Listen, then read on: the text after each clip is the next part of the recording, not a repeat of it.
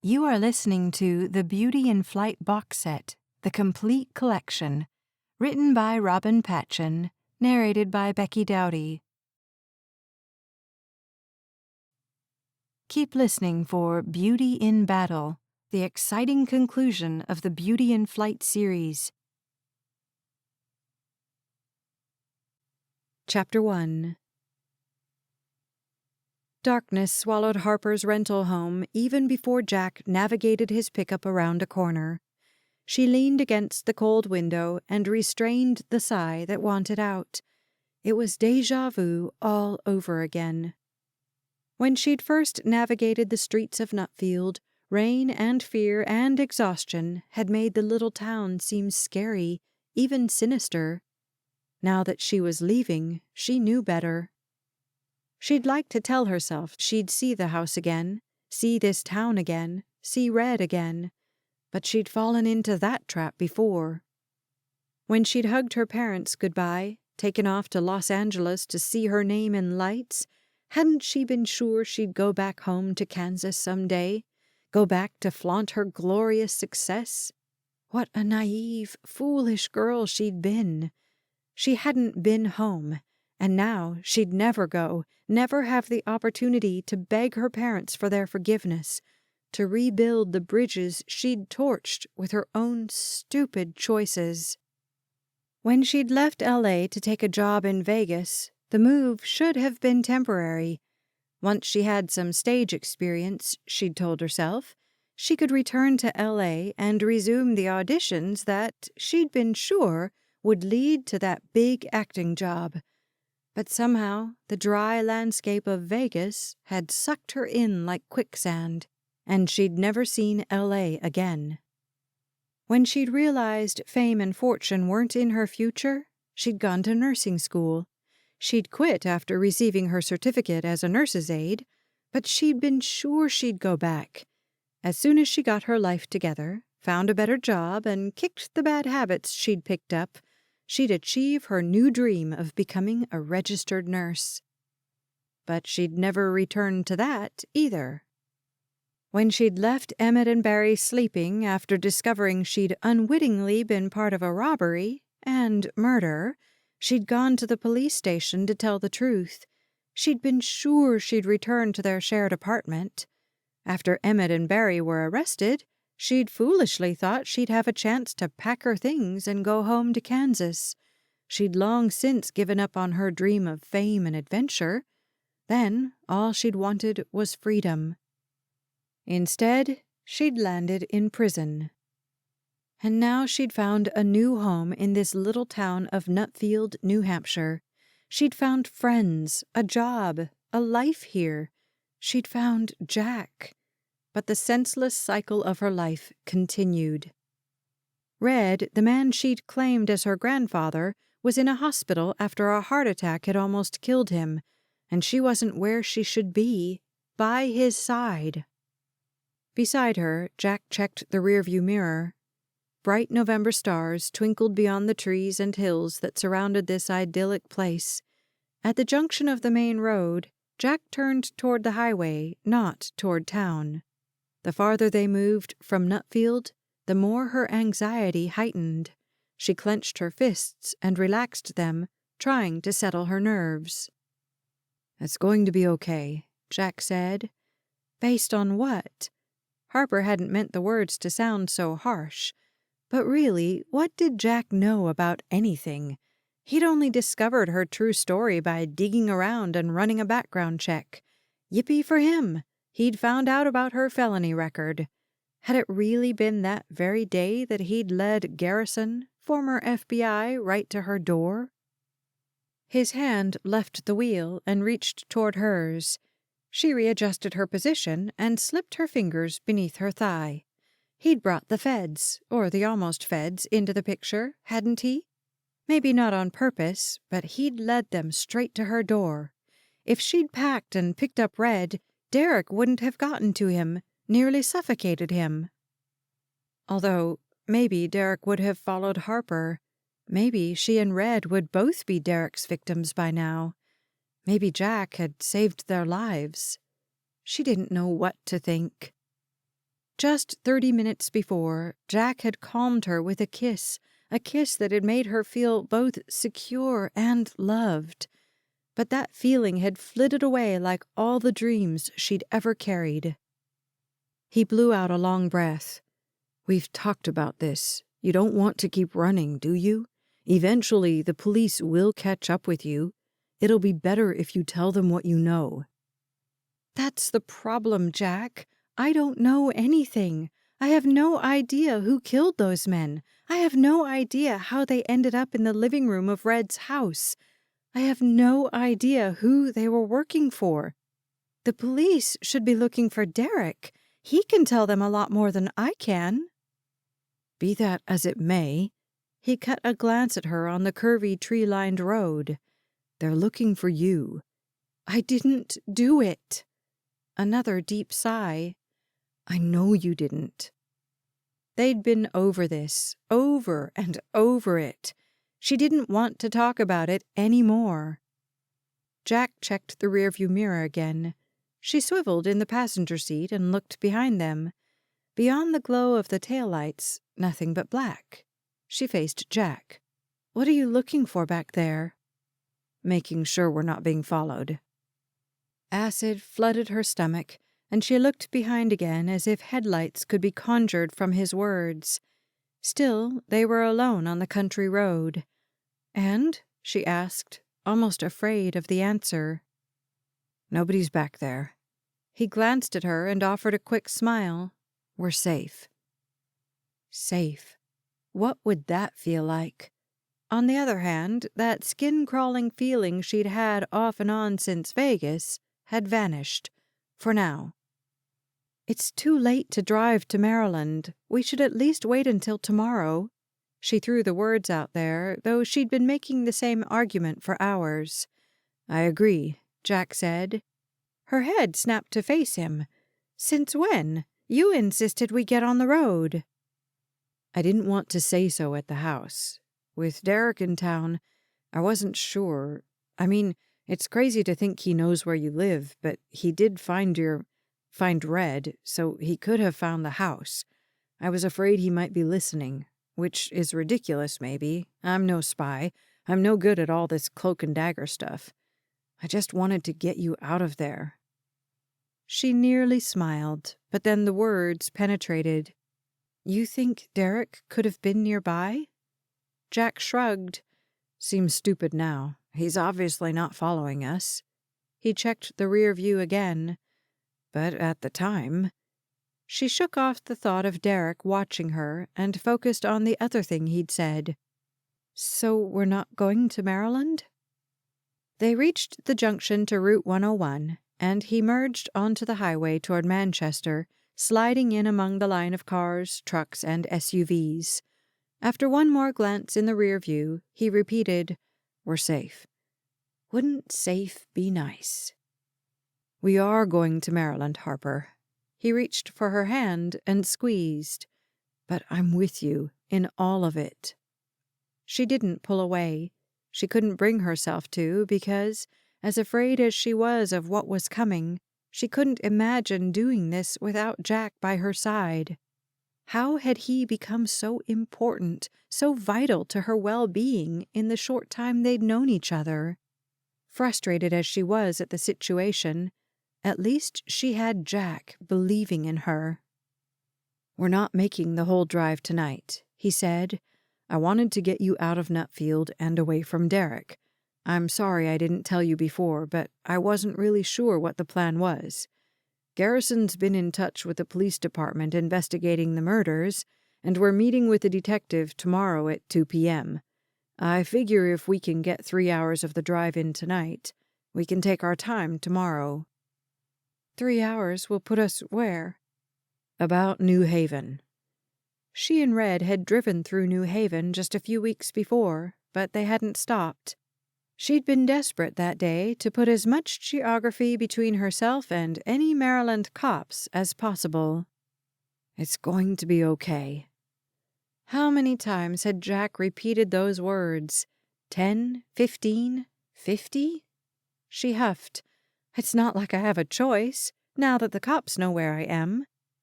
If you'd been honest with me from the get-go, if you hadn't decided to do a background check on me, none of this would have happened." He released her hand and gripped the steering wheel.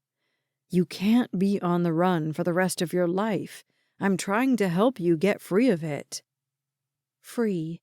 Jack Rossi knew nothing about freedom, nor did he understand the cost when it was taken away. Harper knew. She'd been in prison once before. Was she about to go back? Chapter 2. Derrick Burns checked the locator app on his phone screen. He was about 3 miles behind the pickup truck, 3 miles behind Harper and her new friend. He'd asked Tank to run the man's license plate. So, Harper's latest victim was one Jack Rossi, owner of a real estate management company in Nutfield. Small-time loser. With a face like Harper's and a body to match, Derrick wasn't surprised she'd found some patsy to help her.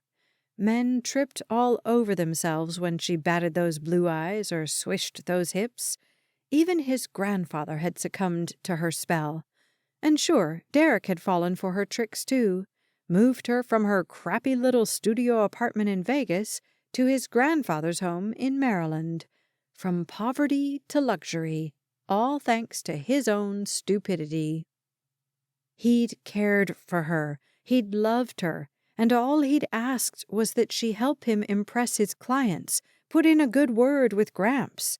She'd done exactly the opposite, screwing up his career and turning his grandfather against him. And then, when his life had fallen apart, she'd just moved on to a healthier host like the parasite she was. After Derrick planted the device on Rossi's pickup, he'd tracked them to a little neighborhood in Nutfield. He hadn't stayed close, but he had driven by a few minutes after they'd gotten there, and he'd seen Harper's beat-up VW Jetta in one driveway, the pickup in the next. Apparently, they were neighbors, Harper and Rossi. He watched from down the street, saw Rossi tuck a suitcase into the back of his truck. Together, they'd gone to Harper's house. Seemed they were going on a trip together. With the address saved on his phone, Derrick had headed to Manchester, found a pawn shop, and used almost the last of his money to purchase a handgun. He knew very little about firearms, so he'd picked the cheapest pistol in the case and grabbed a box of ammo to go with it. He hadn't been thrilled about the paperwork, but the man behind the counter didn't raise an eyebrow at Derrick's Maryland driver's license, and he didn't enter the information on any computer. Maybe he would later, maybe not. All Derrick knew was that, in order to pull off his plan, he needed a weapon. He'd deal with the fallout later. The red dot on the tracker had alerted him just as he was getting ready to head back to Nutfield. They were moving toward him, his heartbeat double-timed. Yes, sir, let them come. He grabbed a burger and fries, which he ate in the car not far from the on-ramp. As they neared, he slid right in behind them. Eventually, they'd stop, and he'd make his move. Once he snatched Harper, he'd make a phone call to Gramps, demanding money. If Gramps had only given Derrick the money when he'd asked for it, none of this would be necessary. He could still see the suspicion in that wrinkly face when Derrick had asked him for money a few months back. Gramps hadn't believed Derrick had an investment opportunity, as if it were ludicrous that Derrick could actually make him money. Because Gramps had zero faith in Derrick and his abilities as a stockbroker. Never mind that he made money for his clients every day. Never mind that he'd started with next to nothing and made himself a wealthy man. Gramps just saw him as a screw-up. This was Gramps' fault. Of course, Harper held her share of the blame for what would happen next. And then there was Rossi. Jack Rossi had better stay out of his way, because Derrick had to get that money, and the only way to it was through Gramps. And the only way to get Gramps to loosen his fist on the money was through Harper. If Rossi or Harper tried to stop him, well, that's why he'd bought the gun. Chapter 3. Jack checked behind them again. They were outside Worcester, Massachusetts, and the traffic was thick, even at nearly 9 o'clock at night. Nobody had followed them out of town, and only dumb luck would have Derrick stumbling across them now. It hadn't been luck that pointed Derrick to the rec center and Red. That had been Red's phone call to his grandson. No, Derrick had failed to kill the old man. If he had half a brain, he'd already be on the far side of the Canadian border. That's what Jack kept telling himself. But he'd learned over the years that it paid to be cautious, hence his continued vigilance and his plan to get Harper out of Nutfield. He wasn't about to give Derrick access to her. They'd driven nearly 100 miles, and he figured he could let down his guard. They were safe. He planned to keep them that way until they arrived at the police station in Maryland. After that, it would be the job of the cops to find Derrick and bring him to justice. He'd hoped Harper might relax on the journey, maybe even drift off to sleep, but she was sitting erect and staring at the taillights in front of them. "You okay?" he asked. "Sure." There was a lie if he'd ever heard one. "You don't seem okay."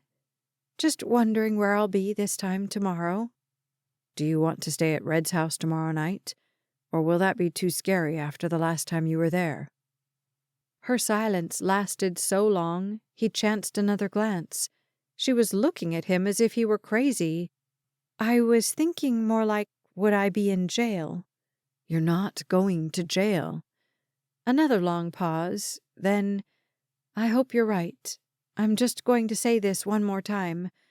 I know you think I'm crazy, but I'm telling you, there's a very good chance they'll lock me up."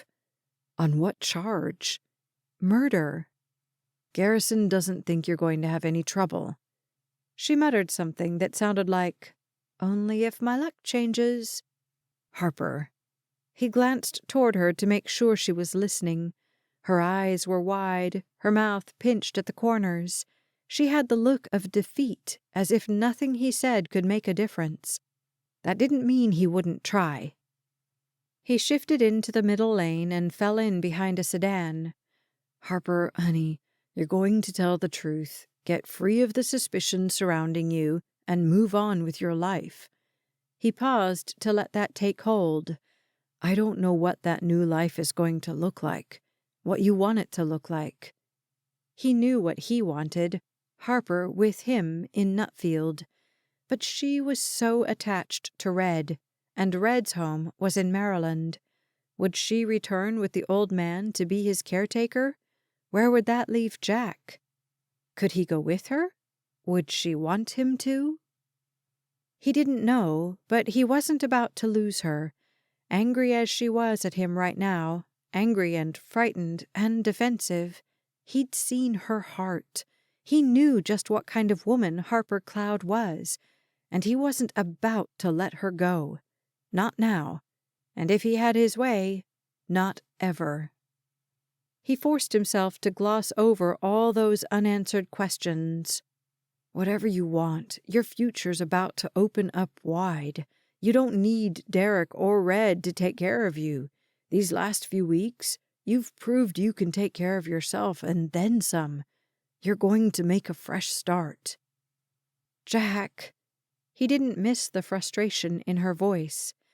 "People like me don't get fresh starts. There are no new beginnings for former strippers and ex-cons. Only baggage and more baggage until life looks like the back end of a Beverly Hillbillies truck." Nice visual, but he'd never associate it with the beautiful woman beside him. He didn't know how to convince her she was wrong. He hoped by this time tomorrow she'd at least have begun to believe in her future, in their future. "I know I can't," she said, "but everything in me wants to just run away." He thought back to that afternoon, to the sight of her tossing her suitcases in her car, preparing to do just that, to leave without saying goodbye. At the time, he'd been so guilt-ridden about getting Garrison involved, his other feelings had taken a back seat. But now, anger had him tightening his grip on the steering wheel. "That's what you do, isn't it? Run away. First sign of trouble in Maryland, and you run to New Hampshire.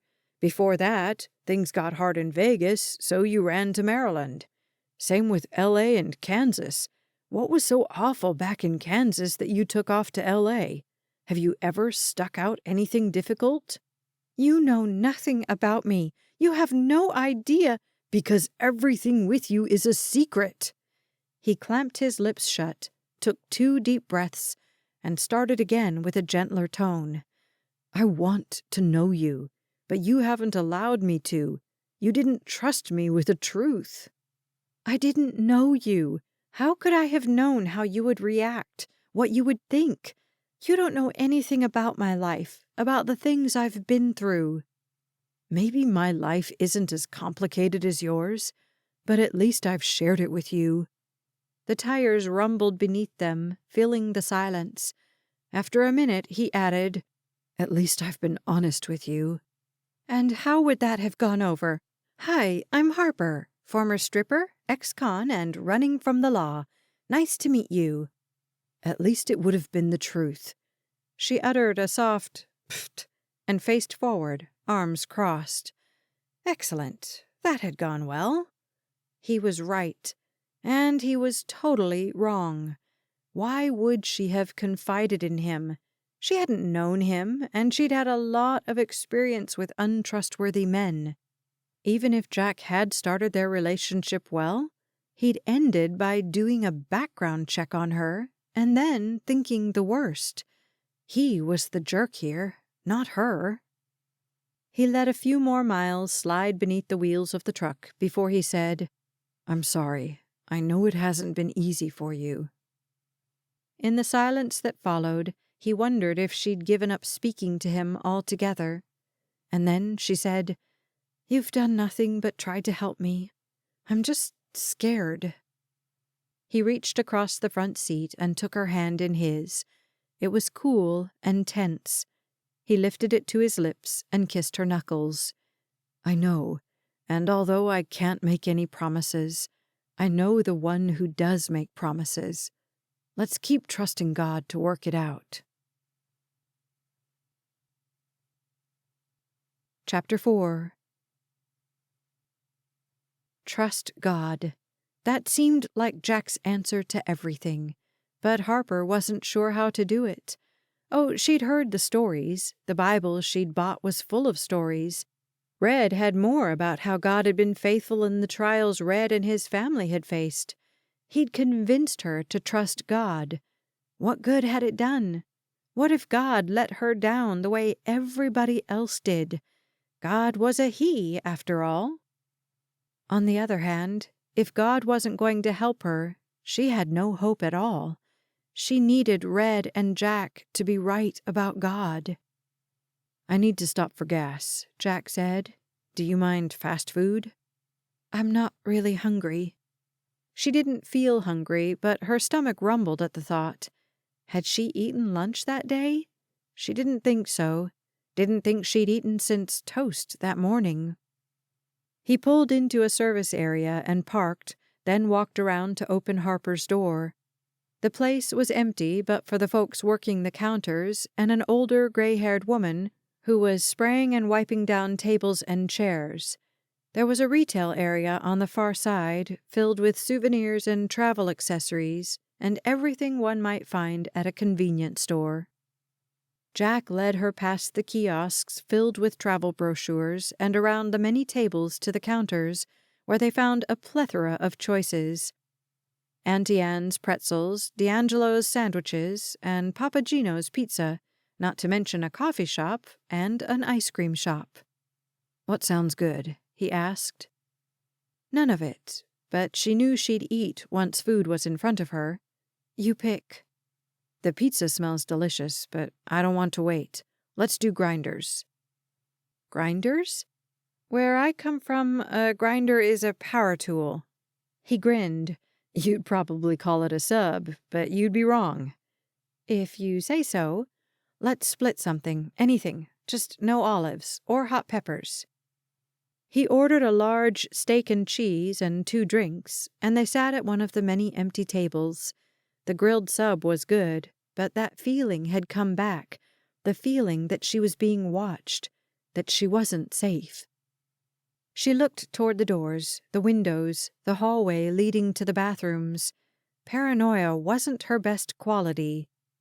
She was hungrier than she'd realized, and continued working on her sandwich and sipping her drink, trying to focus on the meal and not how exposed she felt. People came in, wandered through the store, used the restroom. Most stayed away from the food court. It was late for dinner. She looked at every person who walked in. Of course, Derrick wasn't among them. "What's wrong?" Jack asked. She rubbed her arms. "Nothing. Why?" "You've looked over your shoulder about 10 times. "Oh, nothing. Just—" She glanced toward the windows and the gas pumps beyond. Unlike the restaurant and store, the pumps were busy, crowded with travelers. There was nothing out of the ordinary, nobody watching her. He looked out there, too, eyes narrowed. "You seem spooked." "Just a feeling."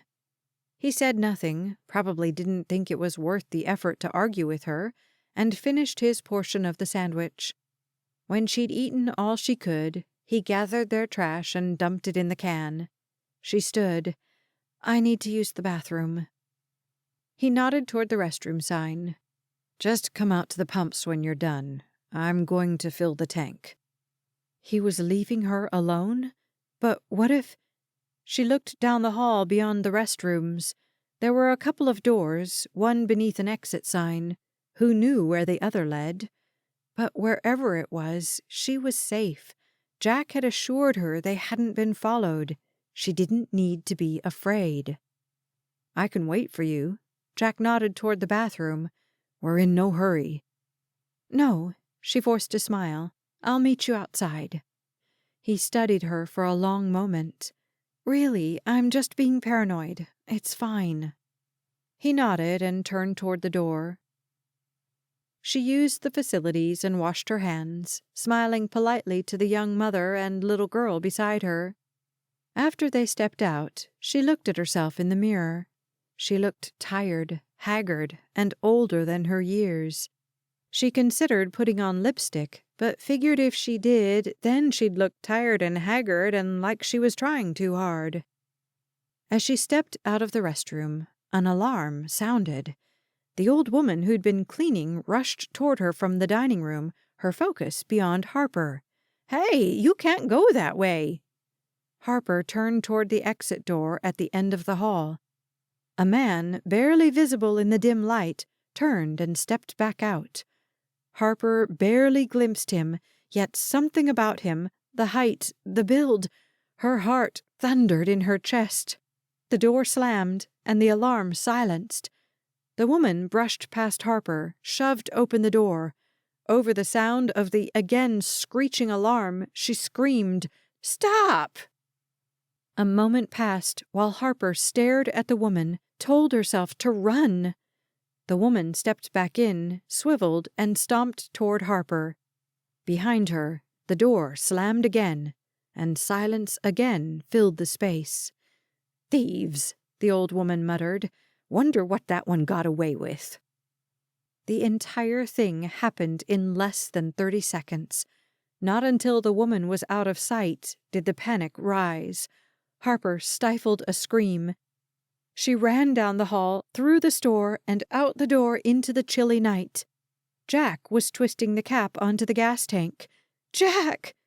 He hurried to meet her. "He's here! Derrick is here! I just saw him!" "What?" "He's here!" Okay. He shuffled her to the passenger door and settled her inside. As soon as she slid into the seat, she slammed the door and locked it. Jack ran around and climbed in. "Tell me what happened." "Drive! We have to get out of here!"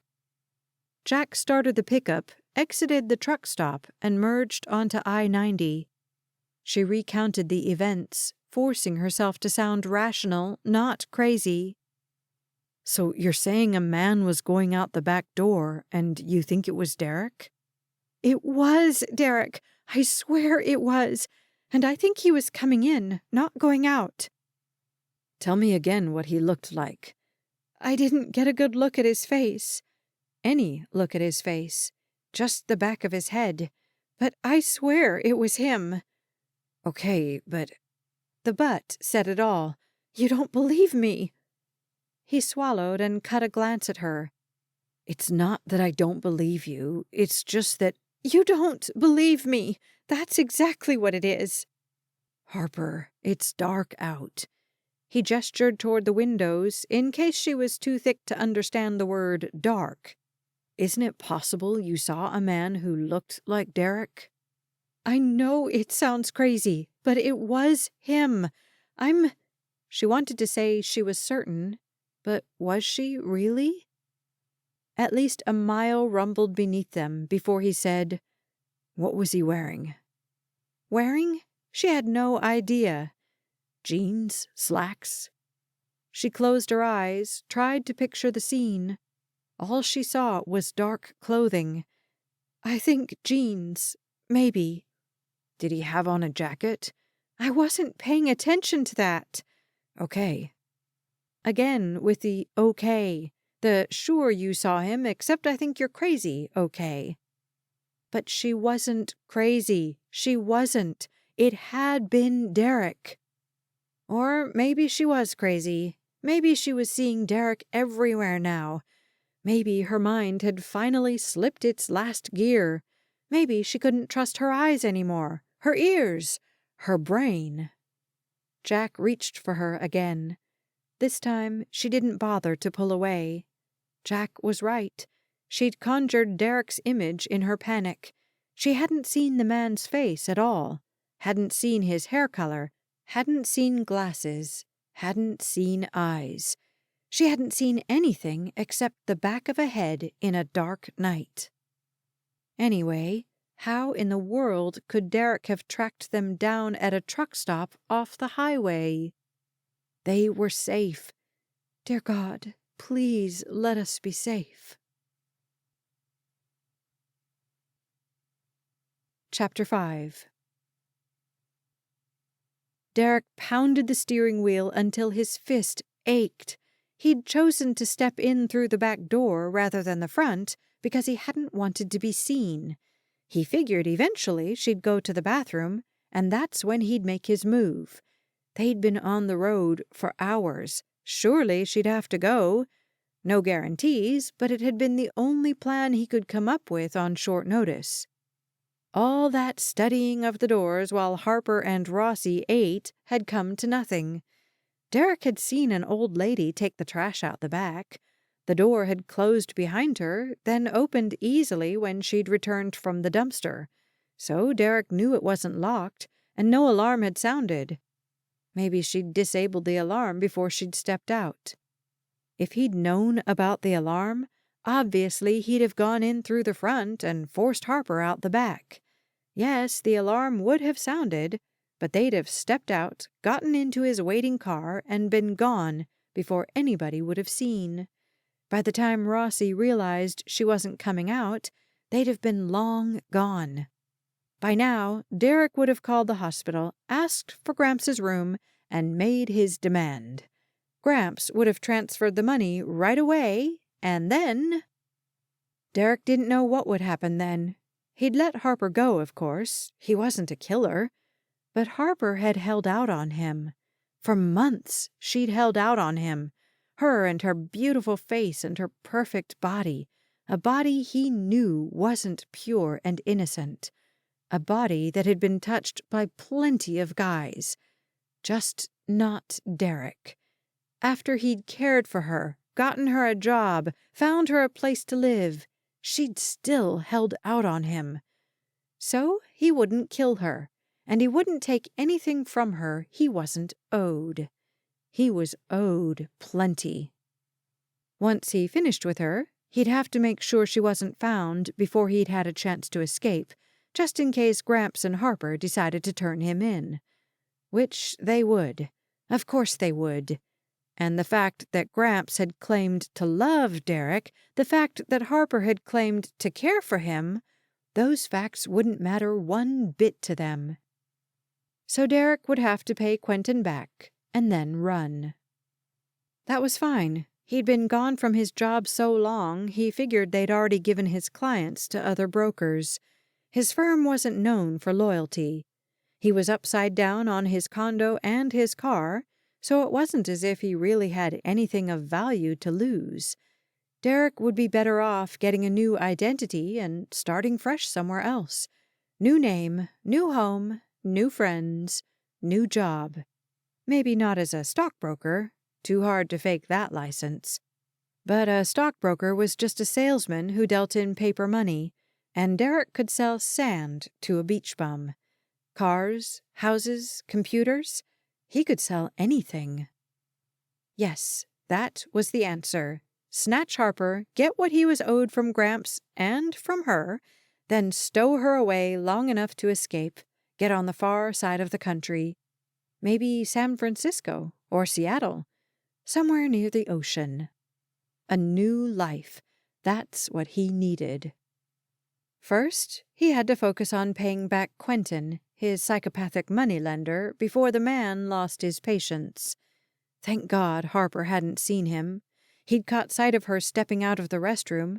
If not for the alarm, his plan would have worked perfectly. And he'd shifted before she'd turned toward him. No way she could have recognized him. Fine, he'd bide his time. Eventually, he'd snatch her and get Gramps to hand over the money. Between now and then, he needed to come up with a plan of escape once he got his cash. Chapter 6. Jack was almost certain Harper had been wrong about seeing Derrick at the truck stop. Almost. While he drove, he tried to convince himself they were safe. But his gaze kept drifting to the rearview mirror. Something in his gut told him to trust her instincts.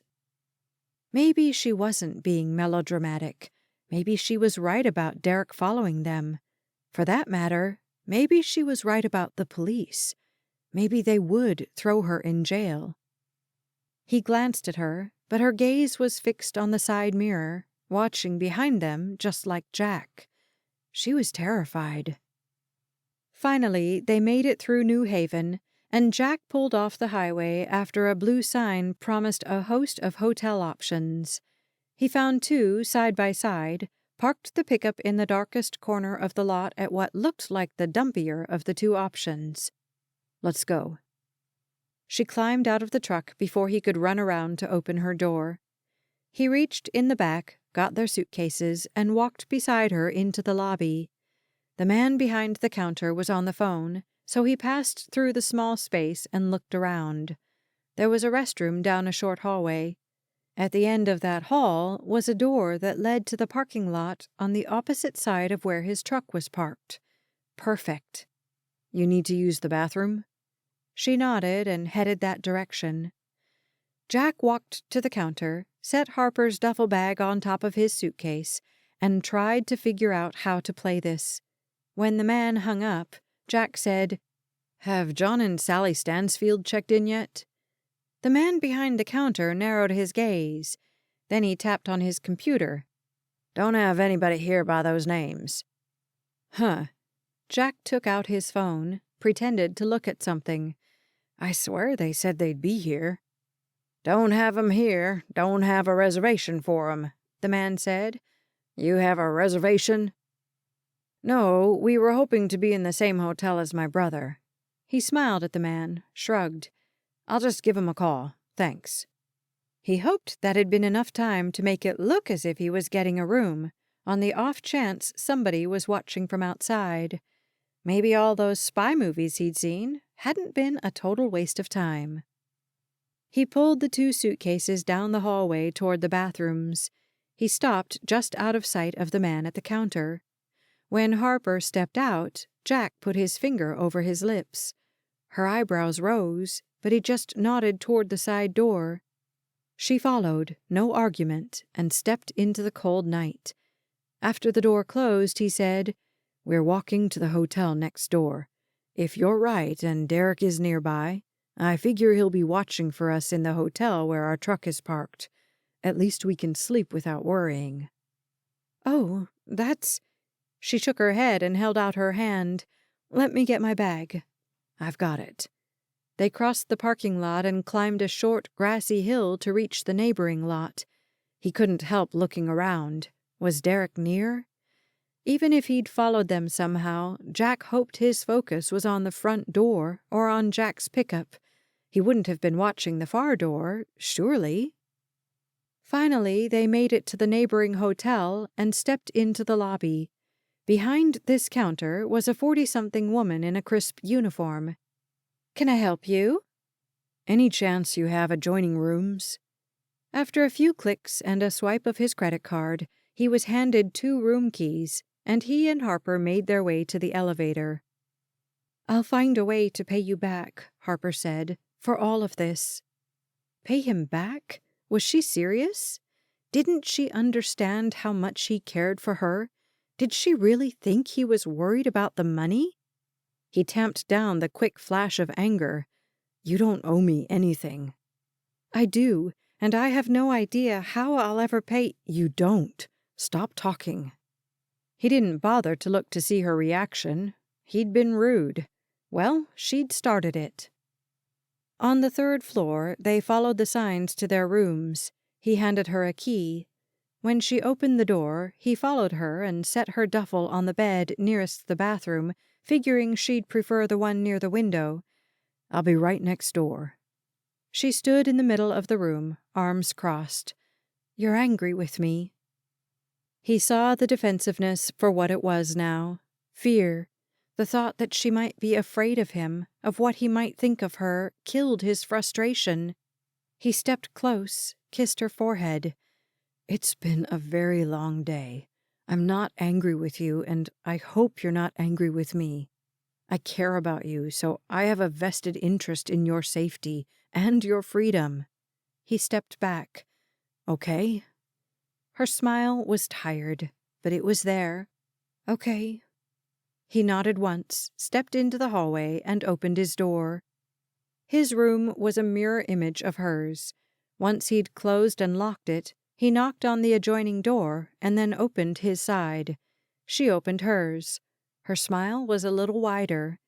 "There you are again." Wow, that smile, that real smile, nearly knocked him off his feet. It had been days since he'd seen it. He desperately wanted to step into her room and take her in his arms. But with all those beds, no old man right down the hall, he'd better stay in his own space. "I'm going to keep my door unlocked," he said. "Go ahead and close yours. Lock it if you want. If you need me, don't hesitate to come in. I mean, knock first, just in case." She nodded. "Okay." Her smile faltered and she glanced toward the window. "All that parking next door and walking, why?" "Just because you didn't see his face doesn't mean it wasn't Derrick. Someone coming in the back door, it's suspicious."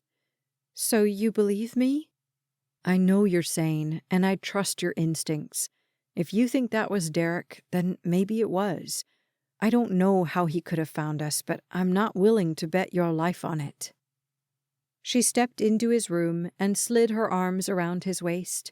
A very platonic move that had his heart racing anyway. "Thank you." He hugged her back, then stepped away before he turned the hug into a kiss, and then into something they'd both regret. He rubbed her arms. "Do you need anything right now?" She shook her head. "Just sleep, I think." "Okay, knock when you get up, and don't hesitate to wake me if you need anything." She stepped into her room and left the door between them cracked about an inch. Maybe she felt better knowing he was near. Knowing how close by she was would only be torture for him. He brushed his teeth and changed into pajama pants and a t-shirt. He read his Bible on his phone, trying to find some peace, some certainty in his suddenly very uncertain life. He was reminded of the God who held the world in his capable hands. It felt out of control, but God wasn't worried, so Jack would try not to be too. When Harper's light went off, he reached for the switch on his own.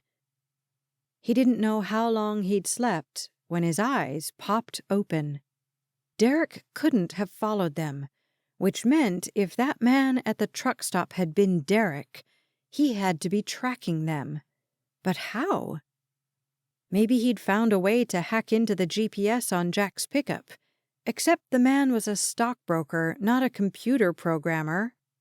He sat up and was reaching for the light when something stirred in the room. He turned on his phone, and in the glow of the screen saw Harper in the adjoining bed. She was breathing steadily, sound asleep. Maybe she'd been afraid next door. Maybe she'd not been able to sleep. He was glad she'd decided to come in, very glad she'd felt comfortable enough to do so, but not glad that he'd discovered it, because now there was no way he was going back to sleep. His phone told him it was almost 4 a.m., not quite morning, but close enough. He dimmed his phone as low as it would go and typed in the search engine, "How to track a car." The answer was so obvious he had to stifle the duh. A person could buy a tracker at any electronics store. He stood, slipped into the bathroom, and dressed. Then he tiptoed through the room, found a pad of paper and a pen, and took them back to the bathroom where he wrote a note for Harper that he'd be right back. He left the note on his pillow, grabbed his parka, and slipped out through the adjoining room so as not to wake her, pocketing her key on the way. The overnight dew had turned to frost on the cars. He sprinted across the dark parking lot, down the grassy hill, and across the other hotel's parking lot. He walked behind the building on the off chance Derrick was watching the front door. But if Jack's guess was correct, Derrick was sound asleep somewhere, waiting for the tracker to tell him they were on the move. He reached his truck, eyes open for people in the other vehicles. Just his luck, Derrick would be close by and whack him over the head with something. But the lot seemed empty. Jack turned on the flashlight app on his phone and crawled under his truck. He shined that thing all around the edges until... And there it was, a little black box that had been adhered to the underside of the frame with duct tape. The man at the rest area had been Derrick. If not for the alarm on the door, he'd have snatched Harper. And done what with her?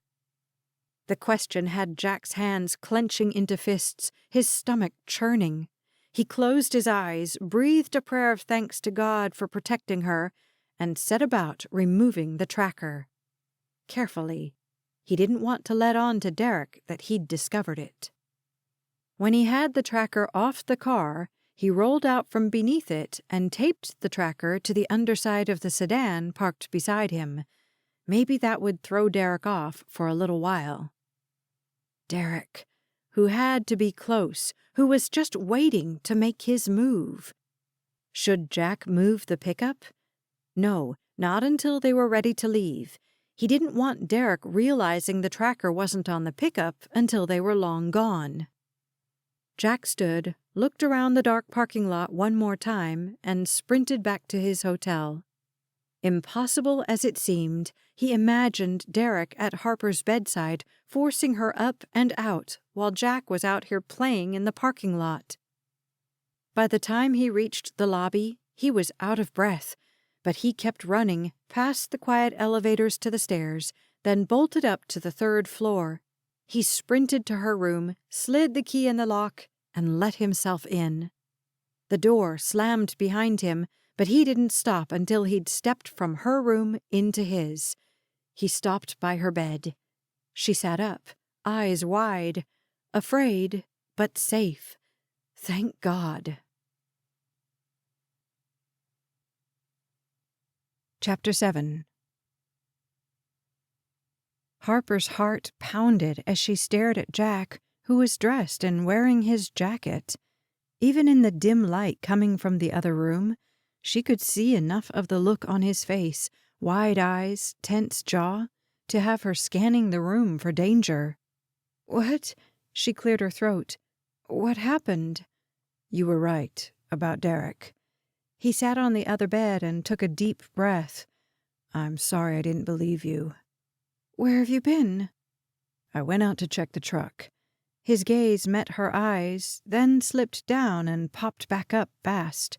She pulled the blankets up to cover herself. She was wearing those same ugly, fluffy pajamas she'd put on the night they met, but still. "I'm sorry," she said. "I couldn't sleep, and I'm glad you felt comfortable enough to come in. Should I step out?" "Just tell me what happened, please." He gave her a quick rundown. She wasn't crazy. He'd found a tracker on the pickup. Just to be sure, though, "So you're saying Derrick was tracking us?" "I'm guessing he was at the truck stop last night. I'm sorry I doubted you." She shook her head, worked to form words. Derrick had been so close, so close. And what would he have done if he'd gotten to her? What did he want from her? She didn't have any money to give him. She couldn't help him out of his debt, and she wasn't with Red.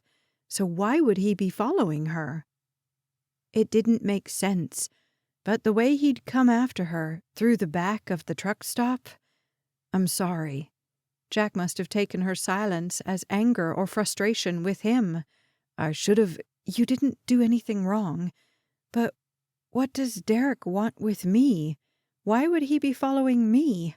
I knew he wanted to get to Red, but why me? I can't do anything for him." "I don't know." Jack looked past her. After a moment, he shook his head. "Maybe he thinks you'll be able to talk Red out of his money." "But he knows I won't," she said. Jack nodded slowly, then offered a slight, joyless smile. "Maybe he doesn't intend to ask you this time." She didn't want to know what Jack meant, but Jack continued anyway. "Would you have gone with him willingly?" "Of course not." "He had to have been planning to force you into his car. A threat. A weapon. Maybe he planned to use the same thing to get the money." Oh. It made sense. Derrick must have decided to, what? Hurt her? Kidnap her at gunpoint? And the only thing that had stopped him was the alarm and that woman cleaning the tables. The truth of it soaked into her like a cold rain. Derrick would have shoved her into his car and used her to demand the money from Red. A ransom. And Red would have paid, no doubt, because he loved Harper just as Harper loved him. And then what would have happened? She imagined the two men she'd found dead in Red's house weeks before, bullet holes in their heads. Then the image shifted, and it was her body lying on the carpet, her head with a bullet hole. She shuddered and folded her arms, squeezing her eyes closed. All this time, she'd been beaten up by men who'd ended up dead. She'd known she was involved in a dangerous game, but she'd run, and she'd pretended, and she'd grown comfortable. Every interaction she'd had with Derrick flashed into memory like images in a slideshow. The night she'd met him in Las Vegas, their subsequent dates, the way he'd shown her around his grandfather's house, proud of his home, proud of her, the way he'd held her, kissed her, made her promises. That weekend at the beach, the way he'd come into her bedroom, leaving only when she'd demanded it. The flashes of frustration, of anger, the certainty that his problems were her fault. He blamed her for his grandfather's refusal to hand over what Derrick considered his due. Now he planned to use her to extort what he'd been denied. "Hey." The bed shifted beside her, and Jack's arm slipped around her shoulders. She turned toward him, buried her head against his neck, and tried to still her trembling limbs. "You're okay," he said. "You're safe." Surely she was. On some level she believed it, but that was right now, in this moment. Still, the feeling remained, the conviction that Derrick was right outside, watching, and no matter what they did, Derrick would eventually catch up to her. And he would win in the end. She never won. Never. And she'd pulled Jack into her nightmare. Jack, who even now was rubbing her back, his work-roughened hands surprisingly gentle. He was whispering, cooing, making promises he couldn't keep. Because she wasn't safe. Not really. She'd never been safe. Not from the moment she'd left her parents' house in Kansas. She might never be safe again. But oh, how good it felt to pretend. Here in Jack's arms, she could pretend there was nothing outside the door. No Derrick, no police, no Red in a hospital room. Just the two of them, here, alone, protected. She lifted her gaze and stared into his eyes. His gaze shifted from comforting to smoldering in an instant. She angled toward him, desperate for a kiss, for something to make all her terror fall away, even for just a moment. He met her lips with his, and the passion she felt set her on fire. She slid her arms around his neck, his fingers dug into the hair at her nape. All her worries, all her fears disappeared until all she thought of was Jack, holding her, wanting her. And then he pulled away and stood, leaving her chilled and alone. She hadn't known a person could move that fast. He crossed his arms and moved several feet away. Yeah. His voice was gruff. At least he, too, seemed to be breathing heavily. He ran one hand through his hair, stepped into the adjoining room, then came back into his own room and stood at the door. He looked stricken. "I'm sorry," she said. "No." He shook his head. "I'm sorry. You were scared. I was only trying to comfort her, and she'd practically thrown herself at him. And he'd rejected her. The shame, the embarrassment, heated her cheeks and made her want to hide. She'd never met a man who wouldn't have accepted the invitation she'd just offered. Maybe Jack knew what she'd known all along. He was too good for her, too good to be sullied by her and her history. She'd run from the room and never see him again if she weren't wearing bright yellow pajamas. Jack chuckled, and red crept up his neck. "Yeah, that was—" "I'm so embarrassed," she said. "I don't know what I was— Can you just— I'm so sorry. I don't want this to change anything. You've done nothing but help me, and I've—" His laugh had her clamping her mouth shut. "Seriously, don't apologize. That was—" He shook his head and chuckled again. "Indescribable, apparently.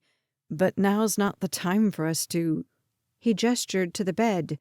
"Not that you were, but I was definitely— And I respect you too much, care for you too much to take advantage of whatever was going on. In your head, I mean. Not that you were—" He laughed again. "Holy smoke. I'm going to shut up now." All her doubts dissipated like vapor. He hadn't rejected her. He'd protected her from her own fear and stupidity. The thought warmed her all over again, made her giggle. And he groaned. "I hate to be rude, but maybe if you go into your room and I stay in here and take a nice cold shower, we can get back to normal." Oh, right.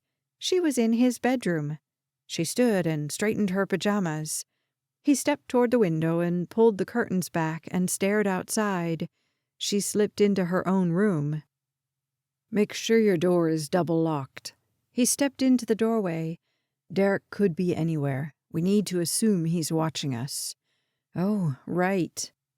"Knock if you need anything." Jack stepped back into his room and closed the door. She checked the hallway door and collapsed on her bed to relive the kiss and the sweet, sweet man who'd sent her away and who'd done it because he cared about her, because he respected her too much to take advantage. Wow, she'd never known a man like Jack. Neither Derrick nor Emmett had put her first and protected her. In fact, every man she'd ever known would have taken full advantage of her weakness. But Jack was exactly the kind of man she wanted. No, Jack was the man she wanted, not a man like him, because there was no other man like him in the world. Harper stepped into the shower, thoughts of Jack still in her mind, until thoughts of Derrick intruded, along with the fact that she'd be turning herself in to the police later today, where she'd be arrested and processed and handcuffed. And for all of Jack's kindness today, what would he think of that? Could this fragile relationship they'd built survive the image of her being led away and thrown in jail? Or would that be the moment he realized she wasn't the woman for him? Chapter 8. Derrick shoveled the breakfast sandwich into his mouth, his gaze riveted to his phone. Harper and Rossi were still at the hotel. The little blip that indicated the tracker on Rossi's truck hadn't moved. He could imagine them now, lounging in bed together, giggling and touching and laughing at him for being one step behind them. But he wasn't. He was right down the street, and as soon as they got on the road, he would too. Rossi couldn't stay by her side 24/7. Derrick would have to be bolder this time. He'd bought a baseball cap emblazoned with the Boston Red Sox logo to keep his face off cameras, and a too-big jacket with the same hideous logo to camouflage his size.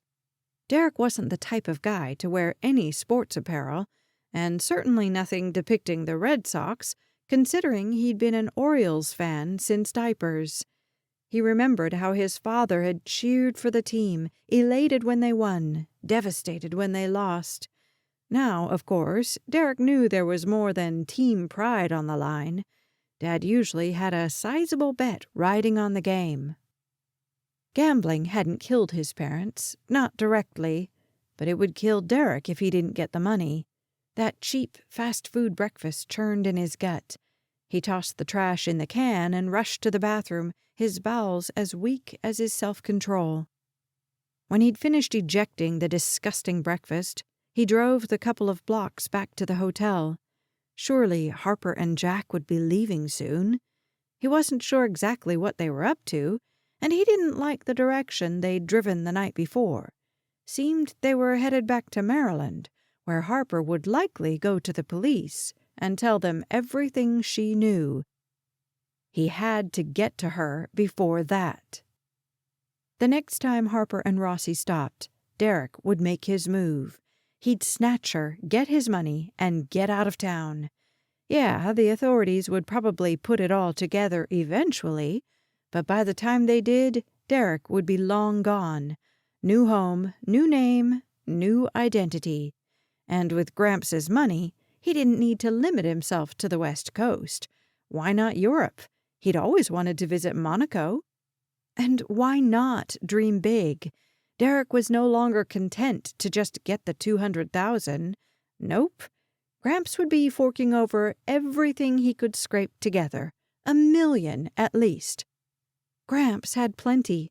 He might have to work to gather it from his many accounts, sell some real estate fast, but he could manage it. He figured Harper was worth at least $1 million to the old man. Derrick had thought she was worth that, but that was before she'd betrayed him and stolen his grandfather, turning the old man against his only living relative. Derrick pulled into the hotel parking lot and looked toward the spot where Rossi's pickup had been parked. The spot was empty. He opened his phone and studied the map in the tracker's app. It showed the tracker still at the hotel. He refreshed the screen. Maybe it just needed to resync. He watched as the screen focused, but the little dot didn't jump. Harper and Rossi had figured him out. They were gone. Chapter 9. This is it? Jack peered at the rusty sign that hung from the front of a run-down brick building. This wasn't the ending to the morning he'd envisioned. After they'd left the hotel, no sign of Derrick following them, they'd driven for hours with nothing in their stomachs but gas station coffee. He'd been looking forward to a delicious lunch. "This is where she told me to meet her," Harper said. He peered at the sign again. He wasn't that big a fan of Tex-Mex, and this place looked a little too authentic. But their upcoming meeting wasn't about food, though he was starving. It was about Harper meeting the defense attorney who'd agreed to accompany her to the police station in the small town in western Maryland, where, together, they would tell her story. He found a spot and parked, then ran around the truck to open Harper's door. When she stepped out, he caught a whiff of her shampoo, and the memory of the kiss they'd shared that morning hit him full force, hit him hard enough that the cold breeze suddenly felt welcome.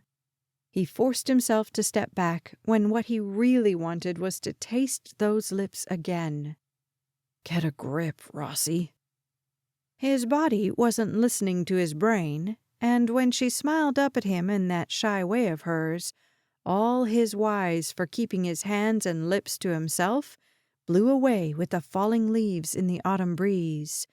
He took a deep breath of the chilly air, forced a casual smile, and held Harper's hand as they walked together.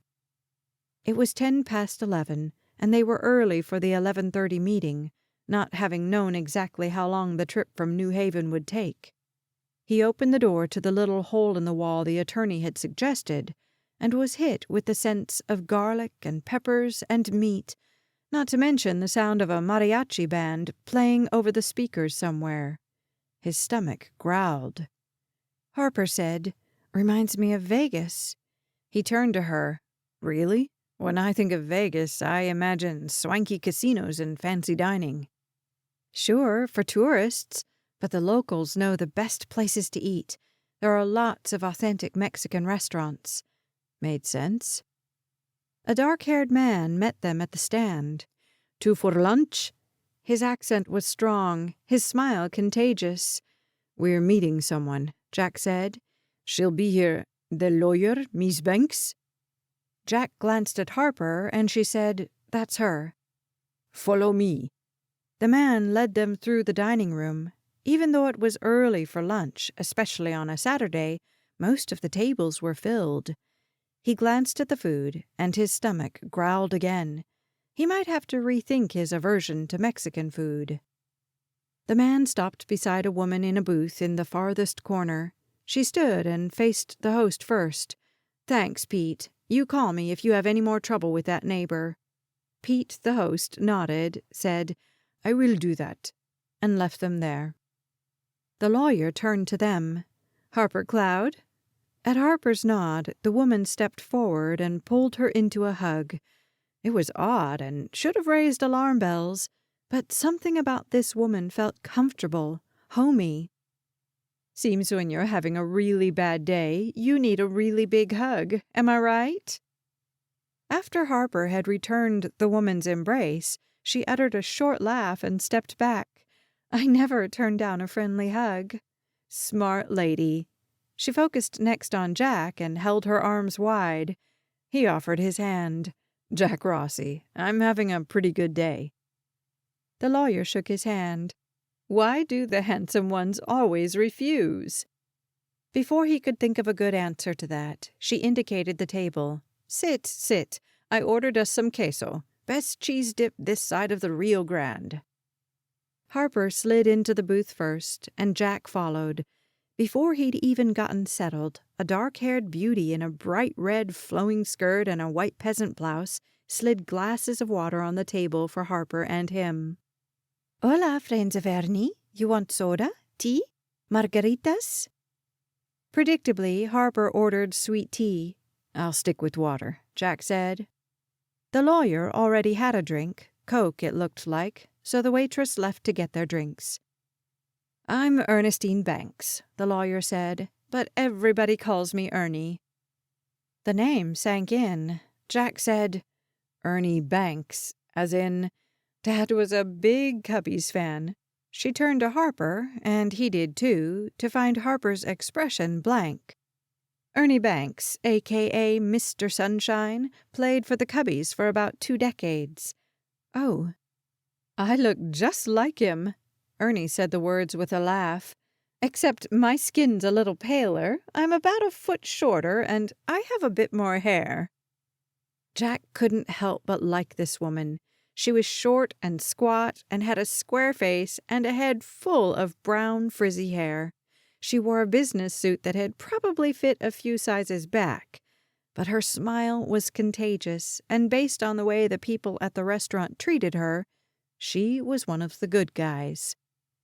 Of course, that didn't mean she was a good attorney. But Garrison had recommended her, and Jack trusted him, despite the man's behavior the day before. The waitress returned with their drinks. Before Jack had even opened a menu, Ernie said, "You guys trust me?" and then laughed. "How could you? You don't even know me. But you're going to have to start, so—" She turned to the waitress.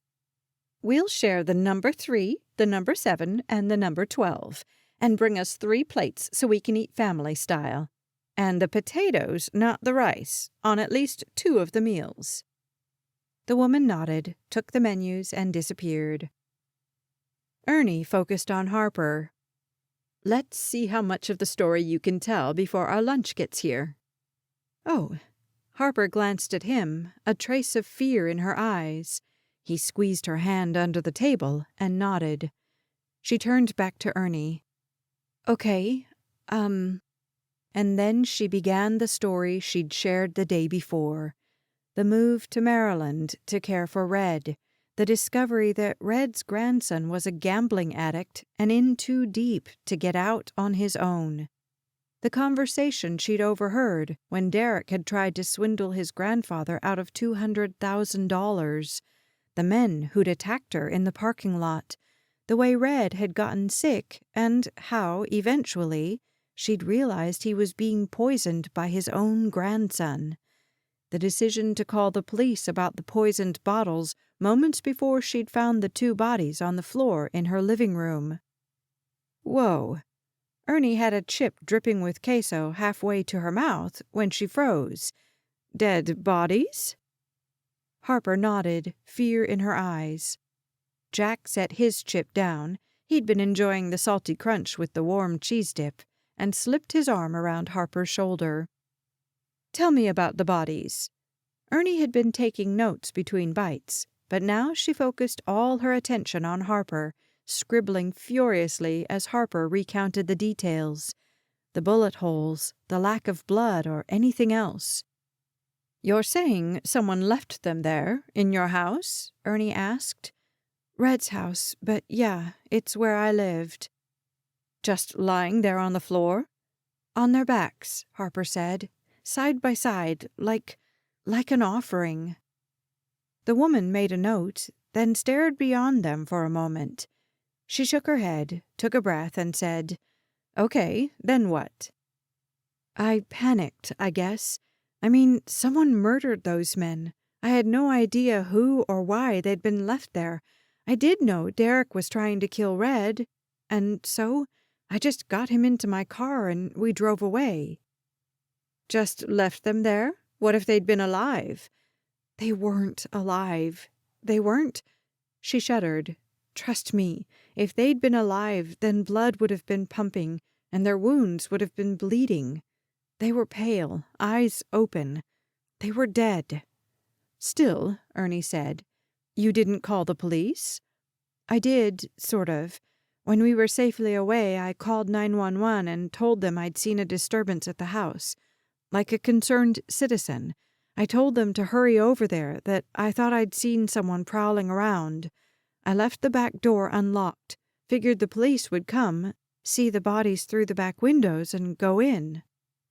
Ernie was nodding. "But then, hold on." Ernie wrote something down, then flipped back in her notebook. Yeah, your friend Garrison told me to look into 911 calls related to the address. I did, and a call came in that night. But when the police checked it out, they didn't find anything. I don't understand how that could be. Cops made a note that they looked through the windows. The lights were on inside, but they didn't see anything. The bodies would have been visible, Harper said. Jack stated the obvious, because somebody needed to. Whoever killed those men left them for you to see, then moved them after you left. Ernie focused on him. Yeah, but why? That was the $1,000,000 question. Or in this case, the $200,000 question. Harper ran her fingers through her hair. Her hand was shaking. Anyway, I thought they'd find the bodies, but they didn't. The bodies were found last week in a hotel parking lot in this town. Ernie pulled a sheet of paper from her file.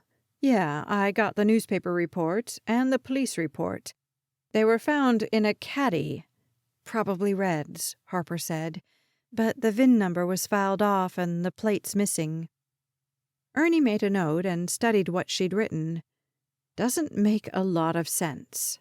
No kidding, Harper said. Ernie ate a couple of chips. So, you ran. Where'd you go? Harper gave the lawyer the rundown on where she'd been while Ernie munched more chips. When she finished, Ernie was quiet again. She ate some chips, and Harper did too. So Jack helped himself, wishing their meals would come. Finally, they did. 3 gigantic steaming plates of food.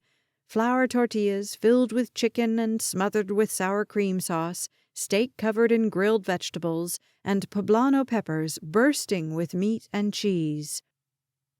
After the ladies helped themselves, he forced himself to take polite portions, keeping himself from mmming and moaning with every bite. He would have to learn how to make this. What fool didn't like Mexican food? Even Harper, who'd claimed to be too nervous to eat, was enjoying her share. He poked her in the side. Looks like you were hungry after all. Might be my last good meal for a while, she said. I figure I better enjoy it. Jack looked at Ernie and waited for the woman to argue. Instead, she set down her fork. Yeah, about that. I'm not gonna lie to you. It looks bad. She didn't do anything wrong. Jack hadn't meant to shout and knew he'd been too loud when diners at other tables glanced their way. He lowered his voice and added, She was the victim. I know. Ernie gave him a look that told him she'd seen his brand of naivete before, and she could indulge it for a moment. But she's an ex-con. The cops aren't going to take her word for anything. We just have to wait and see what kind of evidence they have against her. Can't you find out? Don't they have to share it with you? Not unless they charge her with something, which they haven't yet. They can't charge her, Jack said. She hasn't. He quieted when Ernie pointed her fork his way and gave him a look that said, Shut it. Ernie focused on Harper. You know the drill, hun. You've been to this party before. What aren't you telling me? Harper set her utensils down and clasped her hands together in her lap. I swear that's all I know, except one of the dead men was a cop. Keith Williams, Ernie said. I knew him. I'd met him at a party with Derrick. So you were personally acquainted with... I barely spoke to him. His wife and I became friends, though. So, yeah, I guess I was acquainted with him. Why didn't you turn him in when he attacked you? He was behind me. I didn't know it was him. He never spoke, and anyway, the men wore masks. You had no idea it was him when he attacked you? How could I? Ernie made another note before she looked at Harper. There's nothing else, she said. I swear. Ernie's gaze didn't falter. Even Jack started to get nervous after 30 seconds or so. What was the woman thinking? Finally, she set her pen down, picked up her fork, and nodded to the food in front of them. So, did I do good or what? Delicious. Harper nodded but didn't resume eating. Jack pushed his plate away too. He'd managed to stuff enough food in to keep him full until well past dinner time, and now the food settled like lead. He focused on the lawyer. "What do you think?" Ernie looked at him a moment, then focused on Harper. "I think you have to tell your story and hope for the best."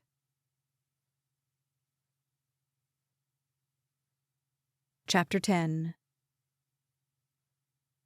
The drive to the police station took far less time than Harper had hoped. They followed Ernie into the lot and parked outside a 2-story brick building surrounded by a chain-link fence. Jack opened her door, but she couldn't seem to make herself move. She'd done this once before. As a naive 24-year-old, she'd marched into the Las Vegas PD and told them what she knew about a robbery and murder. It had been hard, one of the hardest things she'd ever done, to turn in her boyfriend and one of her closest friends, but she was sure they'd committed the crime. A man had died, and she'd played a part. Sure, she hadn't known they were going to rob that liquor store. She'd had no idea Emmett even owned a gun, but she'd driven the car and helped them get away. A man had died. She'd seen his wife on TV that morning, weeping and holding her children and lamenting about her children growing up without a father, about the monsters who'd done this to her beloved husband. Harper had refused to be a monster, so she'd summoned all her courage and walked into that police station and told them what she knew. And she'd ended up in prison for 2 years as an accessory, guilty by association. Emmett and Barry hadn't exactly been upstanding citizens. They all used illegal drugs, and illegal drugs were, well, illegal. She'd known that. But that was a harmless crime, or so she'd told herself. Who, besides herself, had she hurt by smoking pot and taking pills? Except Barry and Emmett had been addicts, and when they'd run out of money, they'd needed to find a way to feed their habit. They'd gone to the store to buy liquor to take the edge off. She'd believed them, and she'd told the police detectives everything she knew because of that grieving woman and her beautiful children. She'd told the truth, and she'd paid for her honesty with 2 years of her life and all of her future. Because ex-cons couldn't be registered nurses. Ex-cons couldn't get good jobs. Ex-cons were the dregs of society, relegated to the jobs nobody else wanted. She'd told the truth, and she'd paid with her freedom. And here she was again. She couldn't do it. She couldn't go in there and tell the truth and have them slap handcuffs on her and lead her away and throw her in a cell with a bunch of other women who'd resent her because of her pretty face and claim of innocence. She'd been there. She couldn't go back. Jack stepped into the space between the open door and the seat and pressed his hand against her cheek. His palm was rough and warm and real, and she leaned into his touch, relished it. Would she ever feel his hands again? Or would he see her for the loser she was and walk away? She'd worked so hard after prison to rebuild her life, and she was about to risk everything again. Jack didn't say anything, just held her gaze and waited. And she remembered why she was doing this. Because she couldn't take care of Red unless she was free of these charges. She couldn't protect Red from Derrick unless she told her story and got the police looking for him. She couldn't be free unless she surrendered her freedom. Could freedom come through surrender? That's what she'd discovered in her relationship with Christ. Surrendering to him made her free of her guilt and shame and fears and addictions. Maybe true freedom could only be found on the far side of obedience and trust. She'd trusted God with a lot, but she hadn't trusted him with this. She was terrified, but fear could only defeat her if she let it stop her. Jack's gaze still didn't falter, and she realized something else. She couldn't be free to love Jack unless she risked losing him. If he didn't stick, then he'd never been meant to be hers. If he did stick, if he kept his promises and stayed with her no matter what happened next, she'd never known that kind of love. She wanted to, though. She swallowed, took a deep breath, and reached up to cover Jack's hand with her own. "I can do this. You can do this." He stepped back, and she got out of the truck and faced the building. Ernie had parked and was waiting on the sidewalk. Jack laced his fingers with Harper's, and they followed the lawyer inside. The building was nicer than she'd imagined, though she didn't take comfort in the padded chairs as they waited. They didn't have to wait long before a uniformed officer called Harper's name. The three of them stood, but the officer told Jack he had to wait in the lobby. She turned to him, wanted to kiss him, but didn't. He squeezed her hand, kissed her cheek, and said, "I'll be here when you're finished." She turned and followed Ernie through the door. They were led to a small windowless room where they sat on the far side of a wide formica table. A moment later, a woman walked in, followed by a man. The woman had her brown hair pulled back in a severe bun. Not a great look to accompany her wrinkled skin, but she didn't seem the type to care about her appearance. She looked to be in her mid-50s. The man was younger, maybe 30s, with a round face and kind eyes. They both wore slacks and button-down shirts. "I'm Detective Whitney," the woman said, "and this is Detective Finnegan." Ernie rose and shook the female detective's hand. "Nice to meet you." She turned to the other one and shook his hand, too. "I know we'll be fast friends."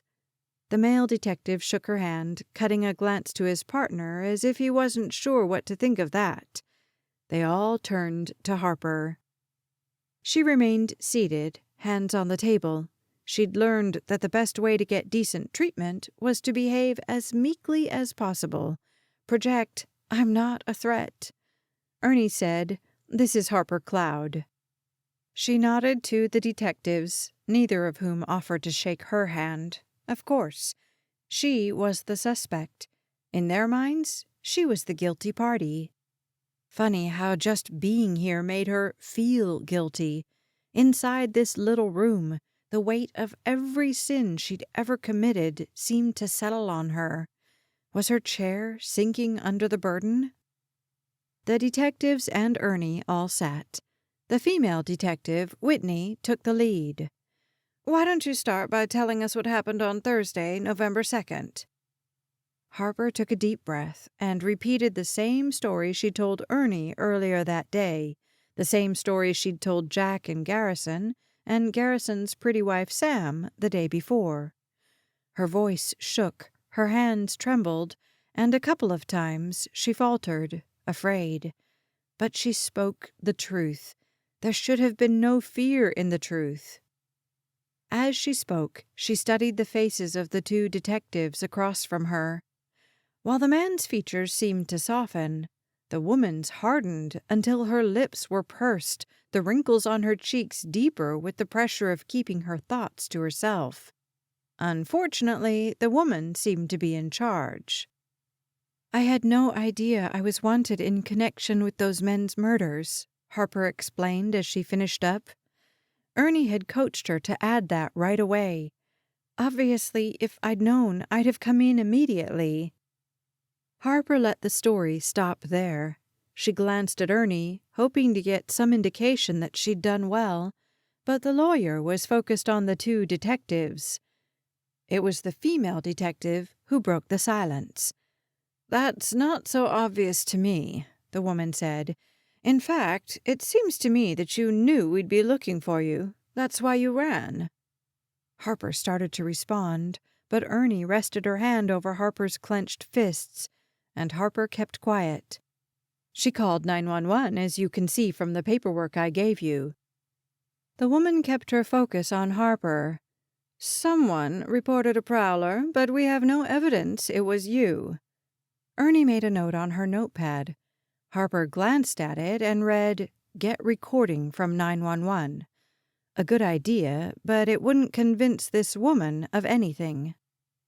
And then the real questioning began. Both detectives fired them at her, and she answered truthfully, over and over, sometimes answering the same question 2, 3, 4 times. Why didn't you report that someone was trying to kill the old man? Like I said, I didn't realize it until right before I found the bodies. Why not report it afterwards? I was afraid of the men who'd beaten me up and whoever killed those men. Why not take Mr. Burns to a hospital? I was afraid. Why didn't you keep the Gatorade? I went to grab a bottle, but the bottles were gone. Which, of course, they didn't believe, even though it made perfect sense. Derrick had been there that night. Whoever had murdered those men had been there too. Maybe Derrick, maybe someone else. But the point was, others had had access to Red's house that night. According to you? The lead detective's sneer made her already unattractive face downright ugly. This wasn't going well. This was going very badly, worse even than Harper had imagined, because the detectives in Las Vegas had been kind when she'd spilled her story about the robbery gone bad. They'd been gentle and made promises. Of course, the promises had been lies. At least this woman was straightforward. She made no bones about the fact that her goal was to throw Harper in prison for the rest of her life. Harper forced herself to hold the woman's gaze. She'd learned in prison not to meet the eyes of the craziest prisoners. Like alpha dogs, they took on every challenge and put it down. But here she had to hold her ground. She wasn't guilty. She wasn't. And she wouldn't cower. She just hoped they couldn't see how badly she was shaking. The questioning continued. Rarely did Ernie advise her not to answer. The truth wouldn't hurt Harper, couldn't hurt her, because she hadn't done anything wrong. That seemed irrelevant to the woman across the table. Harper glanced at the man, Detective Finnegan. He looked more confused than suspicious at this point. Maybe he believed her. Maybe he'd be an advocate. A few minutes later, he piped in with a question. Why New Hampshire? The question threw her off, not because it was a strange question, but because of the way he asked it, as if he were genuinely curious. I picked it randomly, Harper said. I'd have preferred to be in a city, but the rents are higher and I didn't have much money. I came from the Southwest, so I figured I'd head northeast. I thought people would be more apt to look for me in Vegas or Kansas and never think of New Hampshire. The man nodded, wrote something on his notepad, and slid it to his partner. She read what he'd written and scoffed. You would. Would what? He wrote something else, and the female detective actually laughed. She focused on Harper. He thinks you're innocent, probably because he can't imagine someone with a face like yours committing murder. You probably get that a lot, people falling all over themselves to help you. She rolled her eyes and focused on the man. Pretty women commit murder, too, and they get away with it because of men like you. The man wilted under the woman's stare. When she was satisfied, she turned back to Harper. You're a cop killer.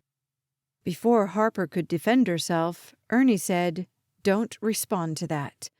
Then to Detective Whitney, Williams might have been a cop, but it sounds like he was working on the side for some shady characters. Maybe one of them did this. Whitney's smile was cruel. He was involved with a shady character. She leveled a gaze at Harper. You. The smile widened until she showed all her teeth. Your fingerprints were found on one of the dead men's shoes. Harper said, I didn't. Just listen. Ernie focused on the detective. Go on. Today we found out the bodies were found in your car. Red's car, Harper said, and you only know that because I told Garrison and he told you. I have nothing to hide." The woman's expression didn't shift. "But we didn't find your fingerprints in that car. Why would that be?" Before Harper opened her mouth, Ernie grabbed her hand and shook her head. Fine. This woman was going to believe what she was going to believe, and there was nothing Harper could say to dissuade her. Whitney continued, "We found a gun hidden in a bedroom at the house." What? Red owned a gun? "Once ballistics tests are performed," Whitney continued, "we'll be able to prove it's the gun that killed those men." The woman leaned forward, and her smile turned to a sneer. "You're a cop killer, Harper Cloud, and you're going down for it." Whitney stalked out of the room. Harper, Ernie, and Detective Finnegan sat in silence. Less than a minute passed before Whitney returned, 2 uniformed police officers in tow. One carried handcuffs. Harper looked at Ernie, but again Ernie wasn't focused on her.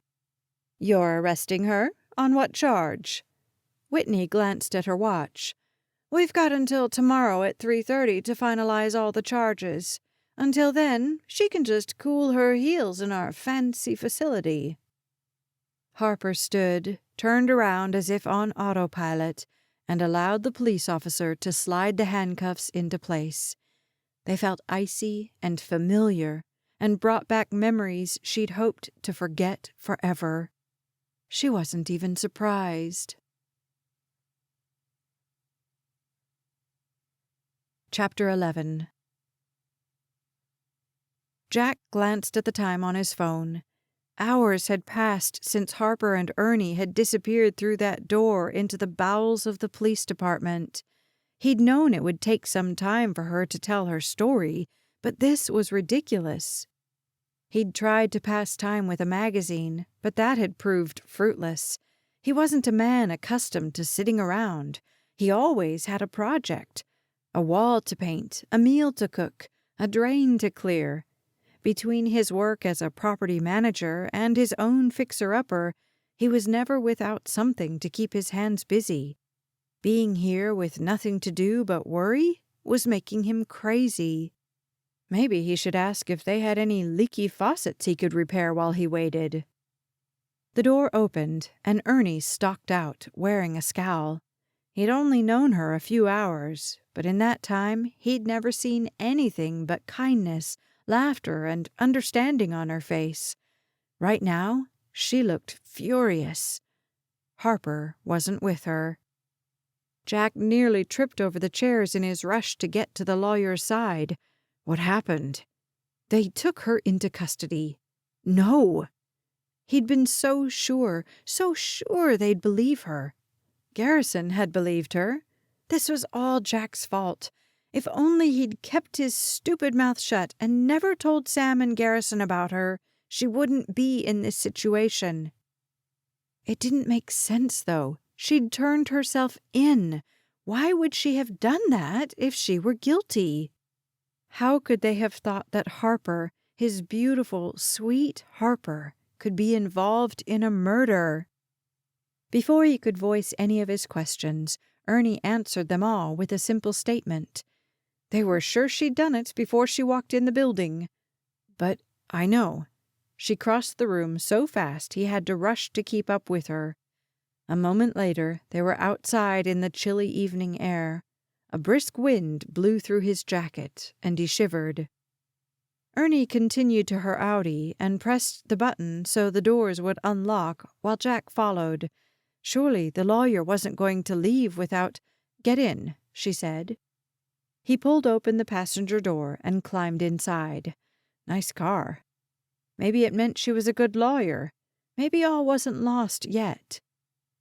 Ernie cranked the engine, backed out of the spot, and pulled onto the main road. "Where are we going?" "For a ride." Jack turned and looked at the brick building as it got smaller behind them. Harper was there. How could he leave her? The woman drove for 5 minutes and then pulled into the lot beside a coffee shop. "Let's get something warm to drink. It was freezing in there, and it's freezing in this car." You think Harper is cold? Should we bring her something? Ernie laughed, though the sound was dark. They don't let us bring the prisoners takeout. She climbed out of the car, so he did too. But it felt wrong, so wrong, to be here without Harper. Everything felt tight, uncomfortable, as if he'd grabbed a too small shirt that was pinching and pulling on his skin. Inside, the scent of coffee made his stomach churn. He followed Ernie to the counter and ordered. They waited at the counter while their drinks were prepared, then found a table in the far corner. Ernie sipped her coffee, then set the cup on the table. Are you going to tell me what happened? He said, or are we just going to sit here looking at each other? I was optimistic, but I knew there was a good chance they'd take her into custody. The detective, Marcia Whitney, she sighed. I've never met her, but I made some calls this morning before you guys got here. She's tough, but she's fair. She's got it in her head that Harper's guilty, and she'll move heaven and earth to prove she's right. But she's wrong. I know. You know. Harper knows. Eventually, Whitney'll know, too. Until then, we have to get Harper out of there. They have evidence. Her fingerprints were found on one of the dead men's shoes. The bodies were found in Harold Burns's car, which she drove. Somebody wiped the car down. No fingerprints. So they can't prove she drove it. But she did drive it all the time, and she told them that. So wiping the car just makes her look guilty. That still doesn't. And they found a gun at the house. Whitney thinks ballistics will prove it's the murder weapon. Jack sat back and ran a hand through his hair. A gun? The car was wiped down? Either Harper was the greatest liar on the planet, or somebody was trying to frame her. But if so, then why take the plates and file the VIN number off the car?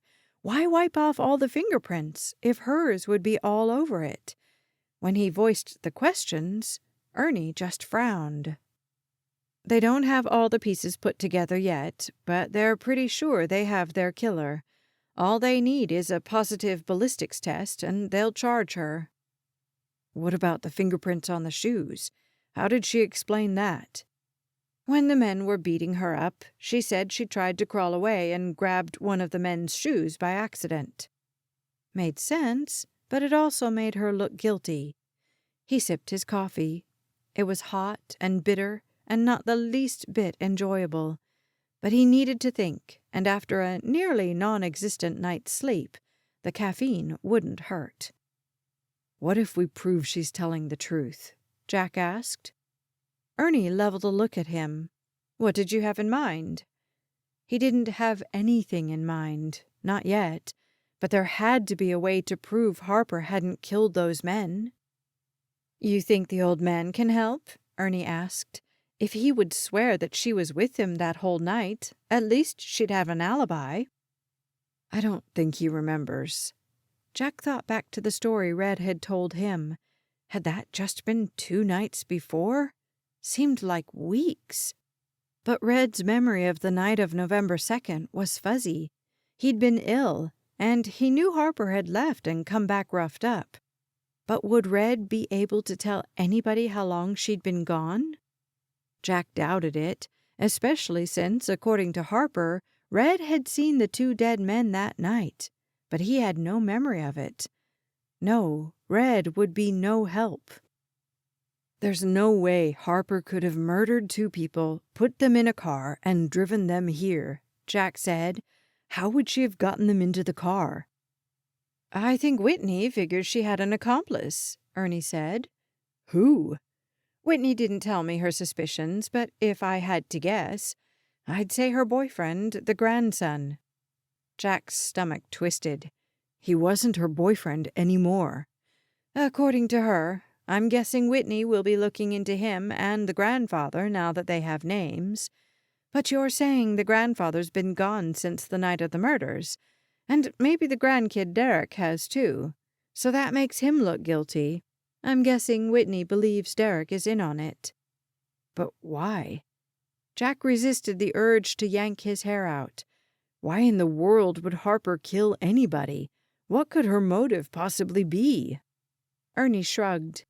They'll charge her and figure out the motive later if they have means and opportunity. But they don't have either. They think they do. If the ballistics report proves that gun killed those men, they'll have enough to charge her. Do they know whose gun it is? Is it hers? Whitney didn't say who it was registered to. I'll get all that information when they charge her. When they charge her, as if it were a foregone conclusion. Let's talk through the timeline, Jack said. Harper sees the bodies and takes off. She goes to Newark and gets a hotel room. Yeah, but the police think that she drove a good 45 minutes west of Baltimore, the opposite direction. I wonder if we can prove she was in Newark when the bodies were left. Ernie grabbed her phone and dialed. A moment later, she walked away, phone pressed to her ear. Fine then, he'd just sit there and do nothing. Again. Except he'd been paying attention when Harper had told her story earlier. He knew Harper had stayed in Newark, and he even almost knew the name of the hotel, Economy something. He pulled out his phone and searched. She'd have chosen a hotel near I-95.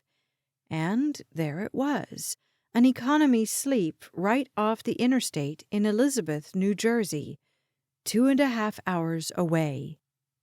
It was now Saturday night, and Harper had arrived on a Thursday night, so maybe it wouldn't be the same person working tonight who'd worked that night, but maybe it would. At least it would give him something useful to do. Ernie slipped back into the booth. I talked to Detective Finnegan. He seemed a little less convinced that Harper was guilty. He said the Cadillac went into the parking garage at just before midnight on Thursday, November 2nd. Now, if we can put Harper somewhere else— I'm driving to the Newark Hotel tonight, he said.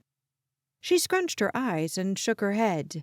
Bad idea. I'll hire an investigator to look into it.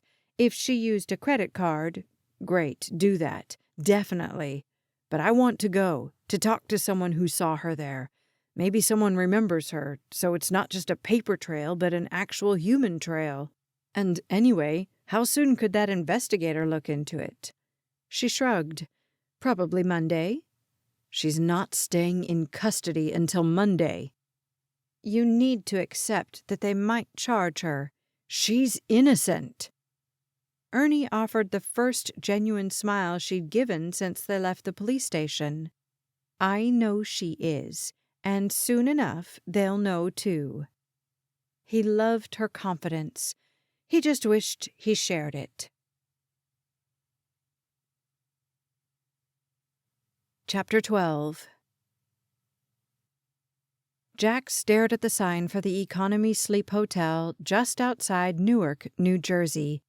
It looked like the kind of place where a person could rent a room by the hour. Why would she choose this place? The cost, for one thing. He'd bet money this was the cheapest place she could find. Maybe this hotel didn't demand a credit card, but took cash up front. Maybe it was the kind of place where clerks and guests looked the other way. If so, then this had been a fool's errand. After a deep breath and a quick prayer, Jack walked in the front door. The foyer was just big enough for a tall counter and maybe 2 or 3 guests with their luggage. A glance in the corners revealed no cameras. Bummer, but he wasn't surprised. It reeked of stale smoke and something Jack didn't want to identify. He approached the counter. Nobody was behind it, but on the other side, a door was open about a foot, revealing what Jack assumed was an office. He could hear the sound of a football game and see the flickering of a TV. Hello? Coming. A moment later, a young man, maybe late teens or early 20s, stepped out. Jack wasn't sure what he'd expected, but not this. Clean cut, hair trimmed, polo shirt and khakis. Sorry, Florida State's driving for a TD. You a football fan? I don't watch a lot of college ball, Jack said, but I'm a Patriots fan. The kid's face split into a grin. Ha! They call them a dynasty, but my Giants beat 'em twice in the Super Bowl. Jack forced himself to chuckle as if he cared. You were lucky. Twice. You looking for a room? Actually, no. What's your name? A slight pause, then, Chet. Nice to meet you, Chet. Jack reached across the counter with his hand held out. I'm Jack. I'm wondering about one of your guests. Chet released the handshake and leaned back. I can't give out information on our guests. I understand that.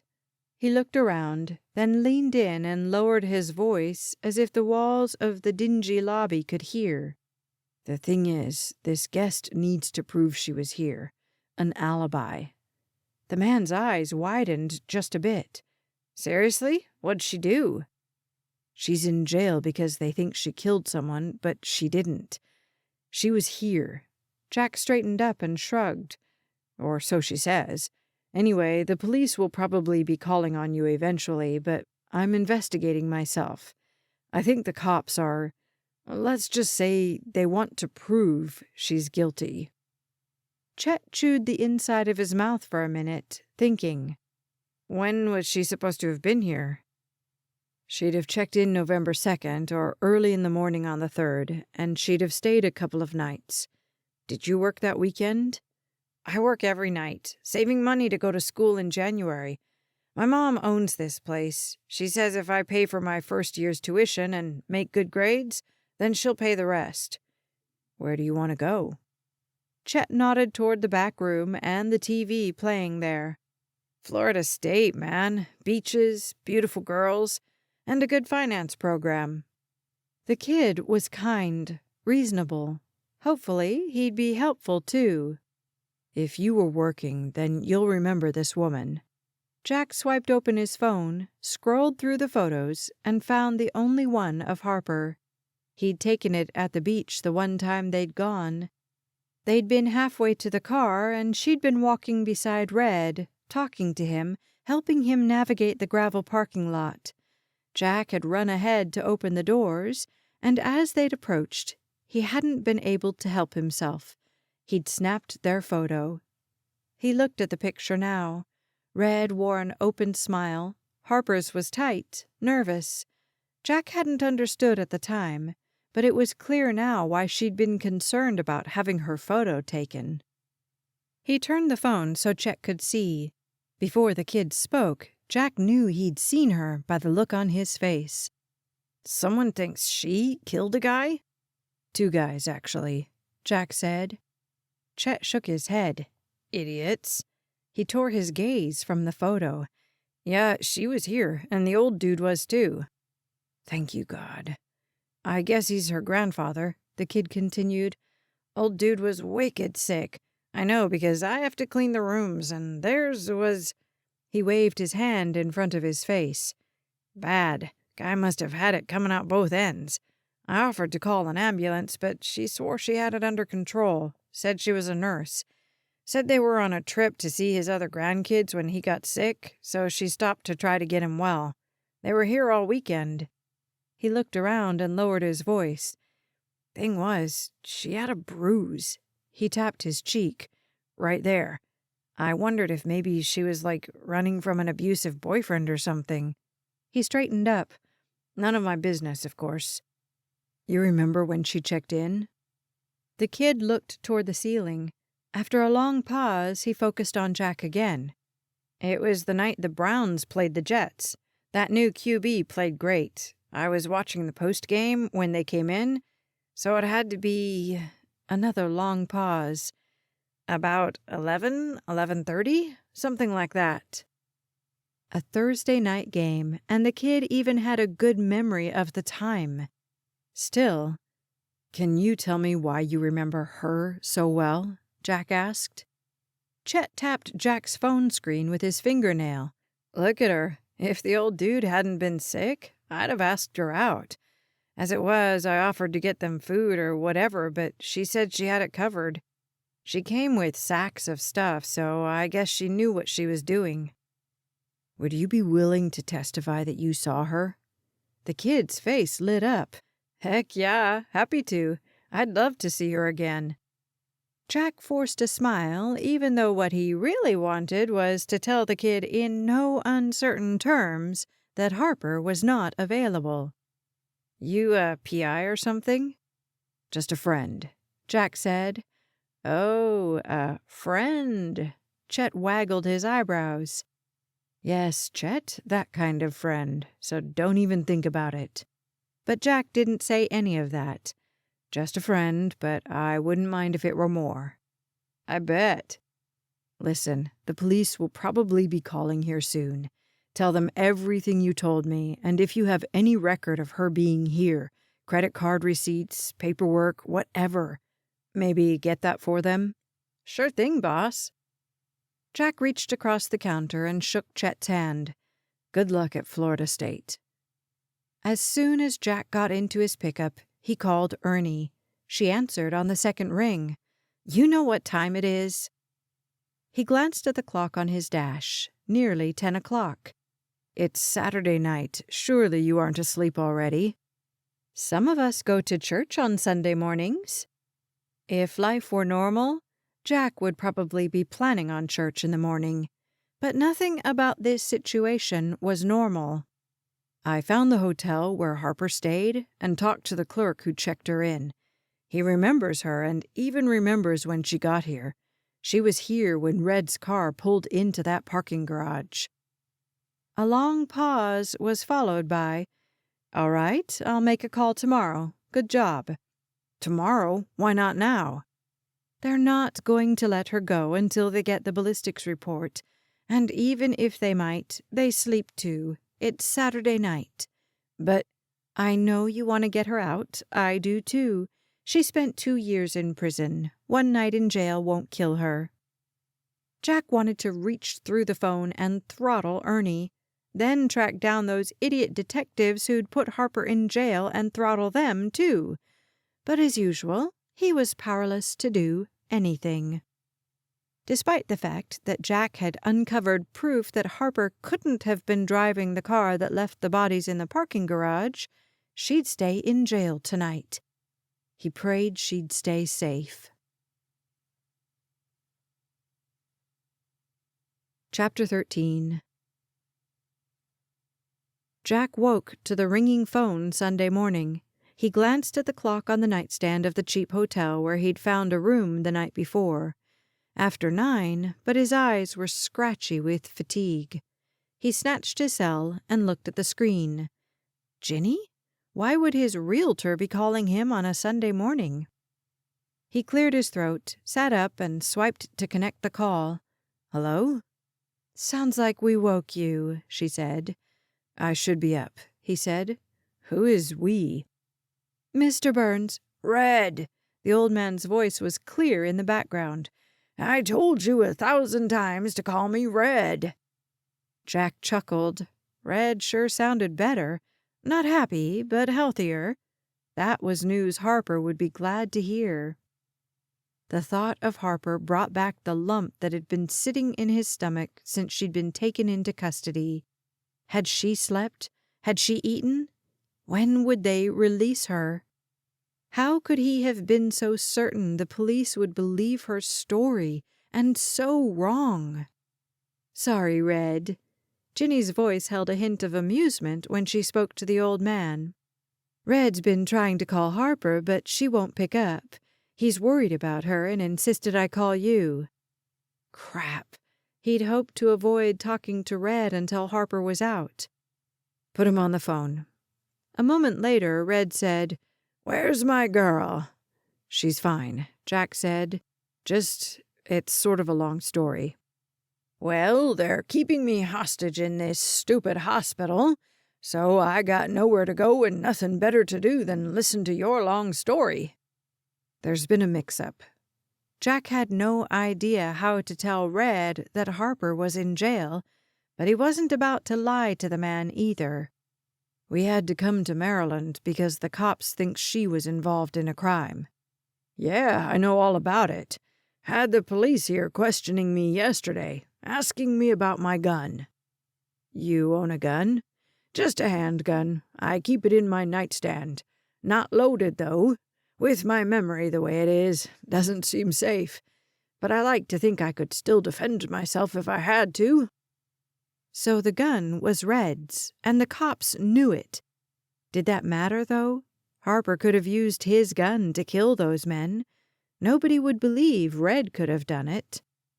"What else did they ask you about?" Jack asked. "They showed me some pictures of a couple of men, but I'd never met 'em. And they wanted to know what I remembered from the day we left the house." His voice shook a bit, and he blew out a long breath. "Problem is, I don't remember much. Just being sick and then leaving. It's all fuzzy." "You remember that some guys roughed her up that night?" "I remember the bruises." "The guys who hurt her, probably the guys whose photos you saw, were killed that night, and the cops think she had something to do with it." "Killed? Well—" A long pause. "She couldn't have," Red said. "She was with me." Except Red didn't remember everything, so his assurances wouldn't convince anyone. But Chet the night manager's memory of that night was excellent. "We're going to get it taken care of today." He spoke the words and prayed they were true. "Put her on the phone." "She's not with me right now." "Well, go get her then. I'll wait." "I'll tell you what, I'll have her call you." "Listen, Jack." Red's tone was serious as the heart attack he'd had 2 days before. "I want to know what's going on, and I want to know now. She hasn't called me in almost 24 hours, and that's not like her. I want to talk to her, now, right now." Jack blew out a long breath.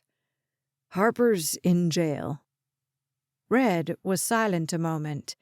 Then his words burst out as if from a cannon. "What did you do? How could you have let that happen?" "I didn't have—" "I trusted you to take care of her.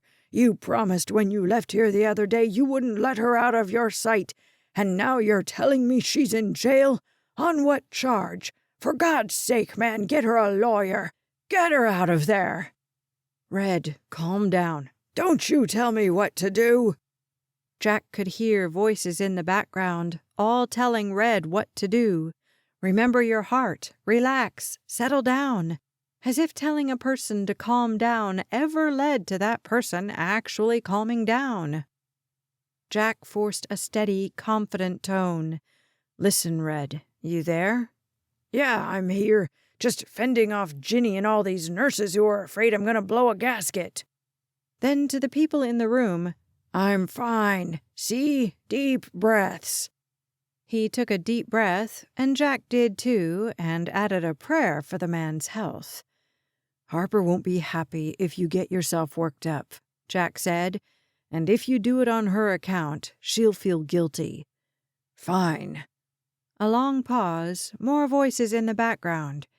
"There," he said to someone else. "You happy? My numbers are fine." He said into the phone, "Do I need to send you some money to get her a lawyer?" "She has a lawyer." Jack filled Red in on everything that had happened since they'd left Nutfield. Everything except the fact that Derrick had been tracking them. He didn't figure Red needed to be reminded of his grandson's treachery. He finished with the story of his trip to Newark the night before. "Yeah, I remember the hotel. I was sick as a dog. So you're saying you got proof she's innocent?" "I have it, her attorney has it, and by now I'm sure the police have it too." "Okay then." Red's voice sounded so much more relaxed. Small favors. "How do you feel, Red?" "Fine. They adjusted my meds and I feel strong. Ready to get out of here." "I bet. We're going to stop by your house when Harper's free." Assuming the police would let them, would it be considered a crime scene? "Grab my photo of Bibi," Red said. "Don't care about anything else." "You're probably ready to get home." The man snorted. "There's nothing for me back there. Ever since my grandson quit coming around, the big old house is too empty. Without Harper, I'd probably have moved into one of those retirement villages. After losing Bebe and George and my daughter-in-law, and now—" Derrick's name hung between them, his name and his evil deeds. "Anyway, Harper's the only family I have left. I don't care about going back to Maryland. I care about Harper. I love that girl." Jack swallowed a lump of emotion that lodged in his throat and spoke the truth that had been planted and growing in his heart for days. "Me too. Yeah, I sort of figured that out. So what are you waiting for? Go get her." Jack hung up the phone, determined to do just that. Chapter 14. Derrick was a fool to be back here, but he was running out of options. He'd lost track of Harper, and this was the only place he knew she'd eventually come. He stared at the house that had been his home for years. He'd moved in after his parents had died and lived here off and on with Gramps all through college and for his first few years of working. It had been a good place, a safe place. He'd always believed Gramps loved him. But it turned out Gramps loved his money more than he loved Derrick. He should have killed the old man when he'd had the chance. He was sitting in his rental, staring at the house and wondering if Harper was there, when someone stepped beside his door. All he saw was a torso. He reached to click the lock, but he was too late. The door opened and Derrick was yanked from the car. He got a glimpse of the man, Rambo, the goon he'd met in Vegas. Before Derrick could utter a word of protest, Rambo punched him in the stomach and he went to his knees. The pain in his middle was unbearable, and he kept his gaze down, focused on the asphalt. Rambo must have been watching the house, waiting for Derrick to be stupid enough to come back. He yanked a handful of Derrick's hair and forced his head back. "Long time no see." He tried to get breath to answer. Not enough air. "Not such a big shot now, is he?" Rambo spoke to someone else near the front of the car, but Derrick couldn't see the person he was talking to. Probably the smaller guy who'd been Rambo's sidekick in Vegas. "Quentin wants his money," Rambo said. "I'm working on it." His words were raspy. "Boss wanted an update. I'll have his money tomorrow." Rambo leaned close. His breath smelled as if his teeth hadn't seen a brush in years. "If you don't, I'll be back. You think this hurt?" The man let go of Derrick's hair and punched him in the nose. His face exploded in pain, his eyes clouded with tears. The man covered Derrick's mouth and bloodied nose with his meaty hand, kept him from breathing. Derrick struggled, but Rambo's grip was an iron vice. He couldn't breathe. His vision blackened on the edges. Rambo said, "I'm not even breaking a sweat." He let up and Derrick sucked in a breath, collapsed on the asphalt, and rolled into the fetal position. Rambo and the little goon strode away. The whole thing couldn't have taken more than 2 minutes. With a grip on the car door, he pulled himself to standing. When he did, he looked around at the quiet street, the huge homes, many of which were decorated for Thanksgiving. Not a soul had seen what just happened. Not a soul would care. Gramps had betrayed him. Harper had betrayed him. Quentin was going to destroy him. Derrick had to take care of himself. He wiped the blood dripping into his mouth on the sleeve of his dress shirt. He managed to get back into the car, grabbed his handgun and his keys, and then climbed out. He was going in. If Harper was there, he'd take her captive now. If not, Derrick would grab valuables to pawn, steal the man blind. And he'd wait, because eventually Harper would be here. She wouldn't come all the way back to Maryland, and he had no doubt this was where she and Rossi had been headed without coming to the house. When they got here, Derrick would be waiting. If he had to kill Rossi, then that's what he'd do. And if he had to hurt Harper, well, he was looking forward to that. Chapter 15. Harper had no idea what time it was when she heard the slam of the heavy metal door on the far end of the small collection of jail cells. Funny how time didn't follow the rules when a person's freedom was taken away. Time became both a bitter enemy and a dear friend. The clock, a clock she couldn't see, dictated when to eat, when to sleep, when to exercise, when to work. At least in prison there was work. In prison she'd had more than these four walls with nothing to do and nobody to talk to and nothing to think about except everything she'd ever done wrong. What amazed her was how different these hours behind bars were from the years she'd spent in that Nevada prison, because now she had God, and she'd been talking to him all night, and he'd answered her. That thought still shook her right to her core.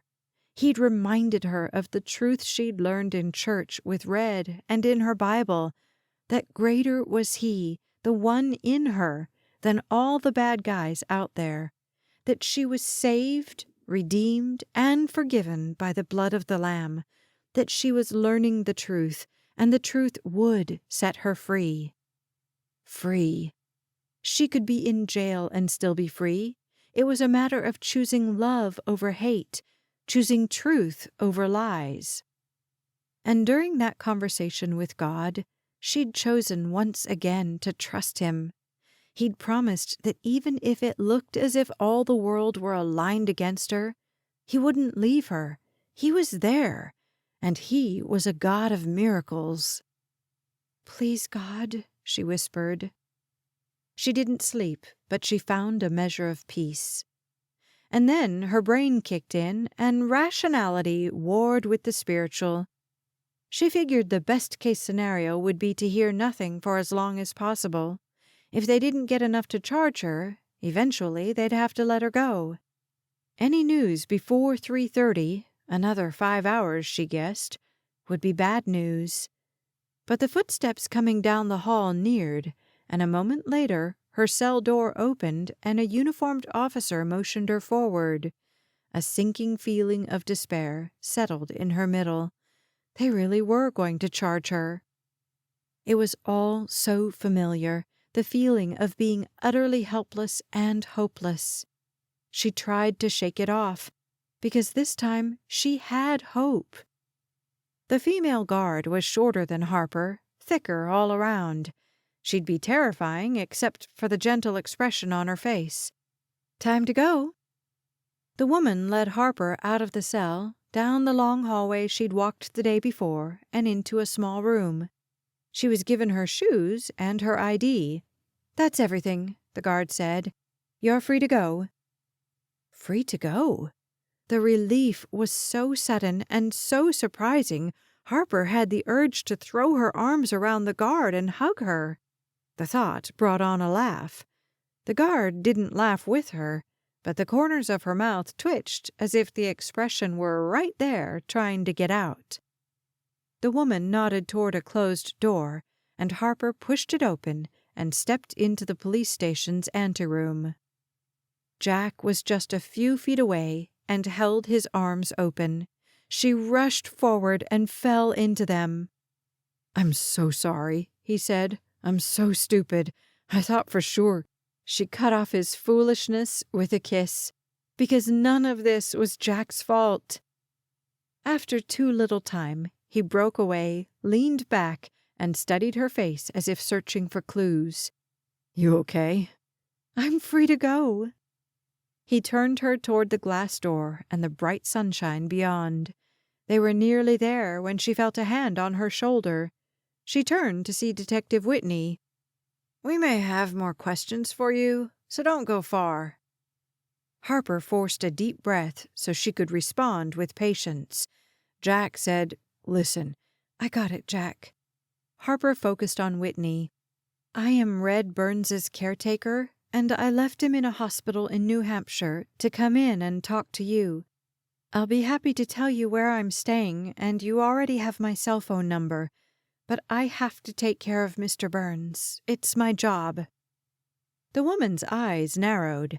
Harper decided to just ask, "Why did you let me go?"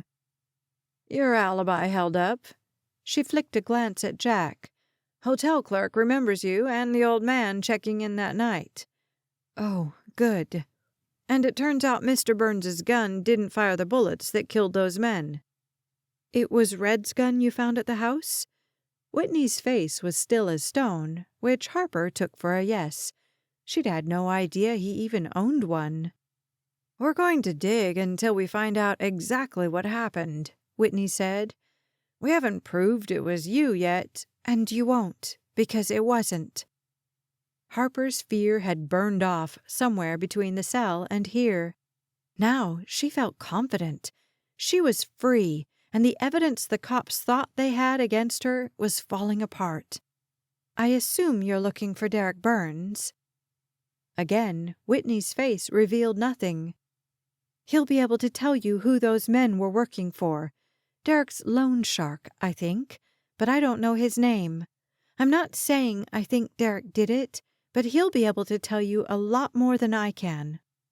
When Whitney still didn't speak, Harper added, "I didn't know Keith Williams very well, but his wife was kind to me. Nobody deserves to have her husband murdered. I hope you find out who killed him." "Don't worry." Whitney seemed to be trying hard to keep the sneer off her face. "We'll figure out who did it, and when we do, they'll pay." Harper offered a smile as sweet as her iced tea. "Happy Lord's Day." She turned to leave, then turned back again to see Whitney still there, arms crossed, watching. Harper kept her smile in place. "We're planning to go to the house, Red Burns's house, to pick up a few things today. Is that all right?" The woman's eyes narrowed slightly. She paused, then nodded. "They finished processing it yesterday." "Okay, thanks." Harper turned and pushed through the glass door before Jack could open it. Outside, she stopped and pulled in a deep breath. The sky was blue, the air was crisp, the sun was shining. She barely resisted the urge to throw her hands in the air and spin like Julie Andrews in The Sound of Music. She closed her eyes and breathed, "Thank you, God." "You okay?" She popped her eyes open. "It's beautiful, isn't it?" Jack's gaze scanned the little downtown, all the squat buildings and cars and run-down storefronts. She tried to see it from his point of view. Maybe it wasn't beautiful in the traditional sense. He took her hand and gazed into her eyes. "You're beautiful." She kissed his cheek. "You need to learn to appreciate your freedom. It's a wonderful thing." She started toward his pickup, pulling his hand when he didn't keep up, and then waited for him to open her door. He did, and she slid in and shivered against the cold seats. A moment later, he was beside her. He cranked the engine, started the warm air blowing, and drove. "I figured you'd be hungry," he said. "Famished. They need to discover spices in that place." The little amusement he'd had on his face faded. "What sounds good?" "Steak? Burgers? Anything." Jack pulled into a Chili's, and Harper requested a table by the window. She wanted to be close to the sunshine, away from the reminder of prison darkness. There, the darkness had come not only from prison walls, but also from her own poor choices. They'd been dark, sinful choices, and they'd colored her whole life with a gray crayon. She and Jack made small talk until the waiter took their orders. Then Jack's almost smile faded to a deep frown. He reached across the table and covered her hand with his. "Seriously, was it awful?" "I've endured worse." "I'm so sorry I didn't take your worries more seriously. I truly never thought they'd put you in jail." "Of course not." She studied him closer, the bloodshot eyes, the tightness in his lips. This sweet man had never experienced the ugly side of life, murder and crime and police stations and jail. He was naive in all the best ways, in ways she wished she still were. "I'm not upset with you, Jack. I love the way you look at life. I love your hope, your optimism. You told me I should trust God with it. I was afraid to do that, afraid God didn't love me enough to protect me. Last night, I was in a cell all by myself, and I was beating myself up for going there, for turning myself in. But then I started praying, and I realized God was with me. He hadn't forgotten about me, and if He could speak to me through those ugly walls, if He could still see me there, then there was nothing He couldn't do." She placed her free hand on top of Jack's, curled her fingers around to grip his palm.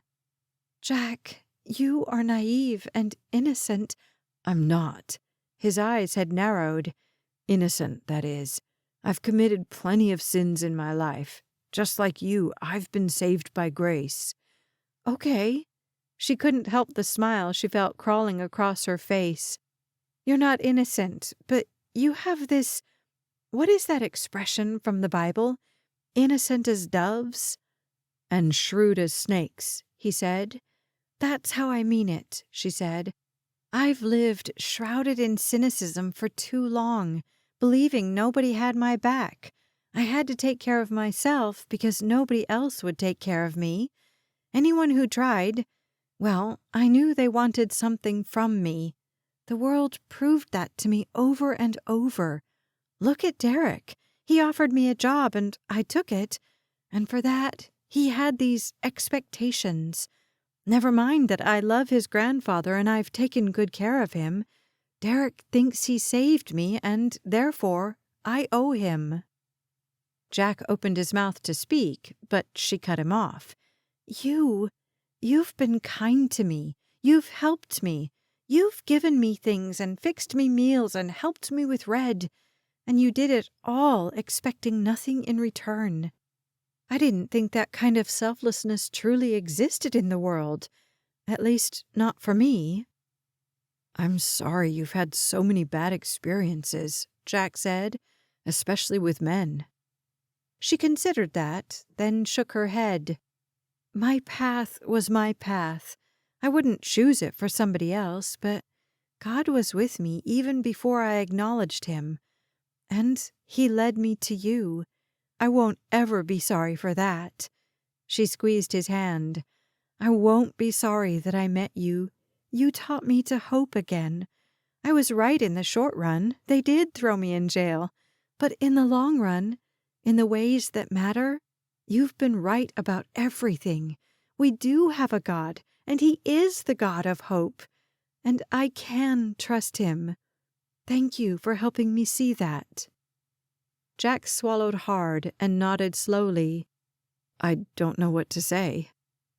Their waiter headed toward them with their meals. "You don't have to say anything."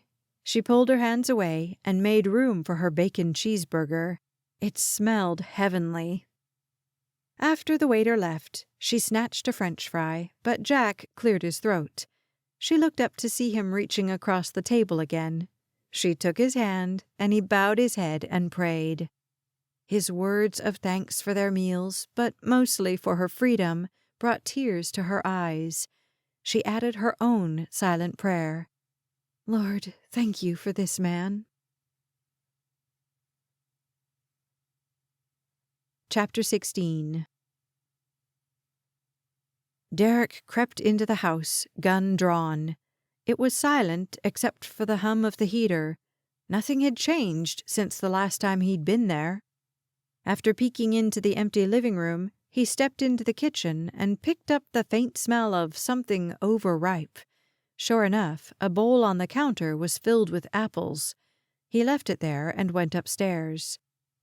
When he knew the place was truly empty, Derrick moved his car into the garage and searched for valuables. He started in Gramps' room. Graham's jewelry box rested beside a crystal paperweight shaped like a house, an award Gramps had won years before for service to some real estate club he belonged to. Because Gramps was awesome and always had been. Derrick had never been good enough for the old man.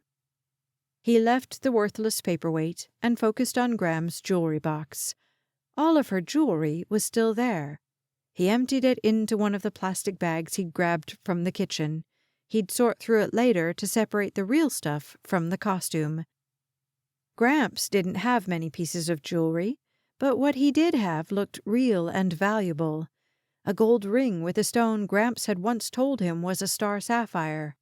Another gold ring, which, if Derrick's memory served, had been handed down from his father. Derrick added those to his plastic bag, then scoured the rest of the bedroom. There was a box of old coins, an envelope with some kind of paperwork, financial information, and a shoebox of baseball cards. He looked through that one and found cards from way back, maybe from Gramps' own childhood. There were some from the years when Derrick's dad would have been a kid, and at the very back, the baseball cards Derrick had collected. He'd forgotten Gramps had bought them off him. At the time, he'd thought the old man was off his rocker to offer him money for the cheap pieces of cardstock. But now, did Gramps think the cards were worth something? Or were they just valuable to him because Derrick had collected them? He shook off that thought. If Gramps really cared about him, he'd have given Derrick the money he asked for. Derrick added the shoebox to his growing pile. When he'd thoroughly searched the master bedroom, he moved past the room that had been his since his folks had died and headed into the spare bedroom. Nothing of value in there. Finally, he pushed open the door to Harper's room. Her bed was made, but rumpled, as if she'd set something heavy on it. Her jewelry, most of which he'd bought her, was strewn haphazardly across the top of the bureau. He grabbed an empty plastic bag from his back pocket and scooped all the pieces into it. Nothing very valuable, but it would collect a few bucks.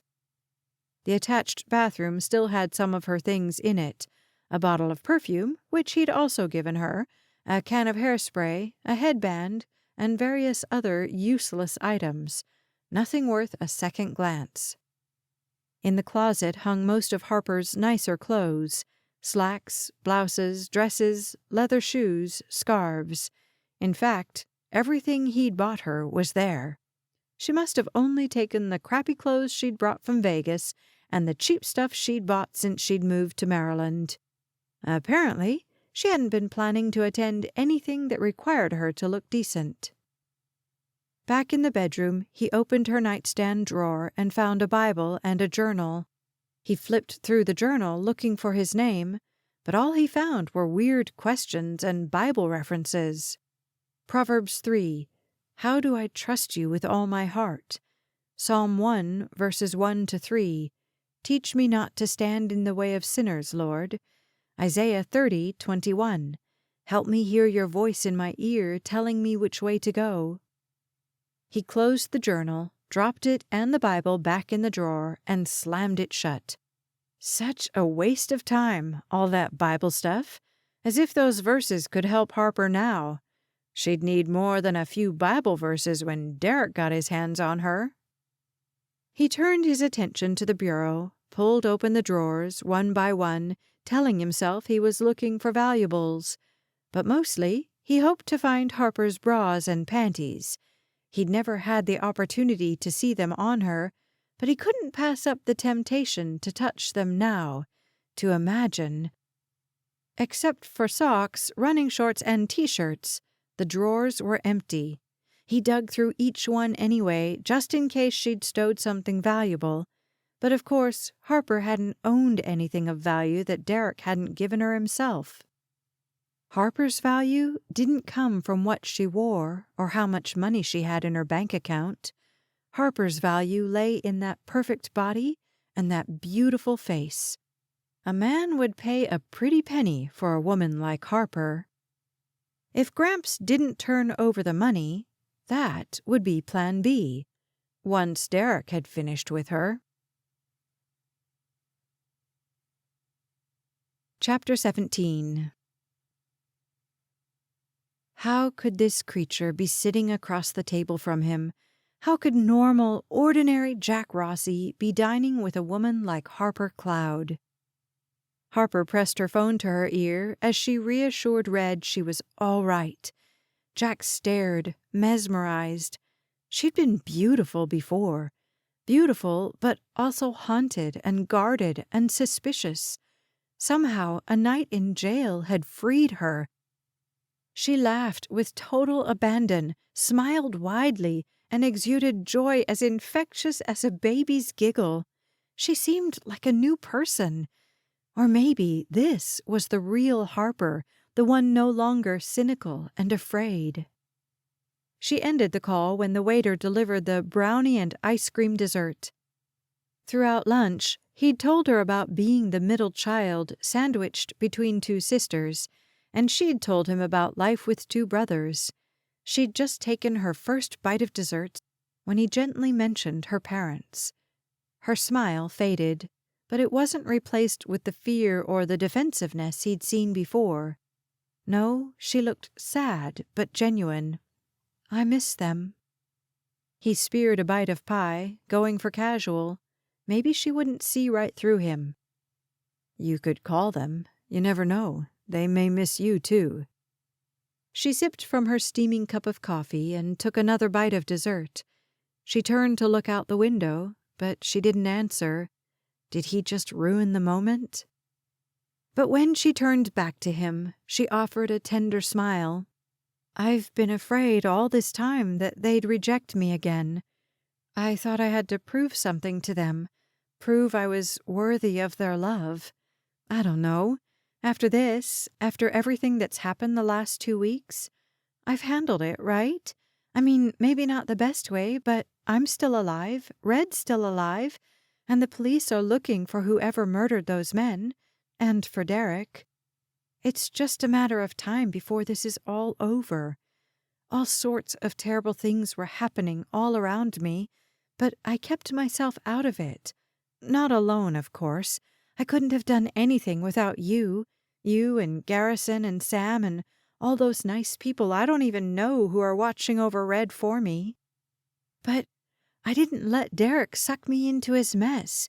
I didn't let anybody else's sins drag me down. And part of me wonders, will that be enough to prove to my parents that I'm worthy of their love? Isn't it possible your parents are longing for you as much as you're longing for them? Maybe, she said. My dad told me never to call again, but that wasn't like him. He was disappointed, of course. But maybe I just took him off guard. Maybe I needed to prove to myself that I was worthy. Because a few years ago, I would have just run away at the sight of those bodies. And this time I could have, you know? I could have abandoned Red and taken off. Heck, when I got beaten up, I could have run, never gone back to the house, never faced Derrick. Did you consider that? She shook her head. Funny, it never crossed my mind. But a few years ago, I'd have taken off and not looked back, because I didn't care about anyone as much as I cared about myself. She stared out the window again, though at what he didn't know. He couldn't take his eyes off her face. I was so focused on me, she said, and I was miserable. Now I'm trying to do the right thing. I'm focused on keeping Red safe and healthy, on making sure the bad guys are brought to justice. And even though I'm still in this huge mess, she turned to face Jack, I'm happy. Who knew doing the right thing could be so satisfying? I'm proud of you, Harper. A lot of women would have folded under the pressure. I would have too, if not for Red. I love him, and that love kept propelling me forward. Not that I did it right. I should have gone straight to the cops the night I found the bodies. But you didn't avoid them for your sake. You did it for him. I did it for him. She met Jack's eyes across the table, opened her mouth, and closed it again. Her cheeks turned the most alluring color of pink he'd ever seen. What? She looked down, took another bite of dessert. Okay, then, he said. I'll say it. She swallowed the bite, eyes wide. What you did for Red, I've been trying to do for you. Protect you, care for you, help you. And for the same reason. Her tiny, "Oh," had his heart racing and gave him courage to continue. I know just enough about you to know I care for you very deeply. Maybe it's too soon to use the L word. Her blush deepened. Maybe it's not. He lifted her hand over the dessert, kissed the back of her hand. Maybe it's not. I'll just leave this. The clueless, obviously too busy to care waiter slid their check onto the table. You guys need anything else? Harper pulled her hand back, looked at her plate, that shy smile tugging at her lips. Jack turned to glare at the waiter. We're fine. I'll be your cashier whenever you're ready. As he reached for his wallet, Jack muttered, Hope you aren't counting on a big tip. Across the table, Harper giggled, and Jack looked up and winked. They could continue the conversation in the pickup, or the next day, or the day after that. As far as Jack was concerned, he and Harper had the rest of their lives together to declare their feelings to one another. This was just the beginning. Chapter 18. Jack parked in the Circle Drive in front of a beautiful home just a few blocks from the bay. Wow. Yeah. Harper gazed at the house. Red built it for Bebe after he made his first $1,000,000. Jack looked at Harper. Romantic. She shrugged. It's just a house. What's romantic is how much they loved each other. She died years ago, but he's still so devoted to her. She focused on Jack again. So, the most important thing we have to get here is her picture, he said. Don't let me forget it. What else do you need? The rest of my clothes, some more of Red's things. Not a whole lot. Let's go then. The sooner we're on the road, the sooner we'll be back in New Hampshire. He stepped out of the truck and ran around to open her door. She dug in her purse, then pulled out a set of keys. She kept them in her left hand and took his with her right. He loved the way her smooth skin felt against his palm. She unlocked the oversized door, and he pushed it open, then stepped aside to let her step in first. When he followed, he let out a long whistle. Wow! He looked up at the 2-story foyer, the chandelier hanging from the high ceiling. A bear to clean, but it was pretty.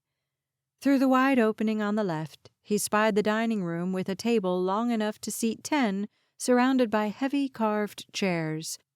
Red's office was beyond glass-filled French doors on his right, and straight ahead he got a glimpse of the living room. She shoved her keys in her pocket. It's grand, but it's homey, too. Come on. She led him up the stairs and down a long hall.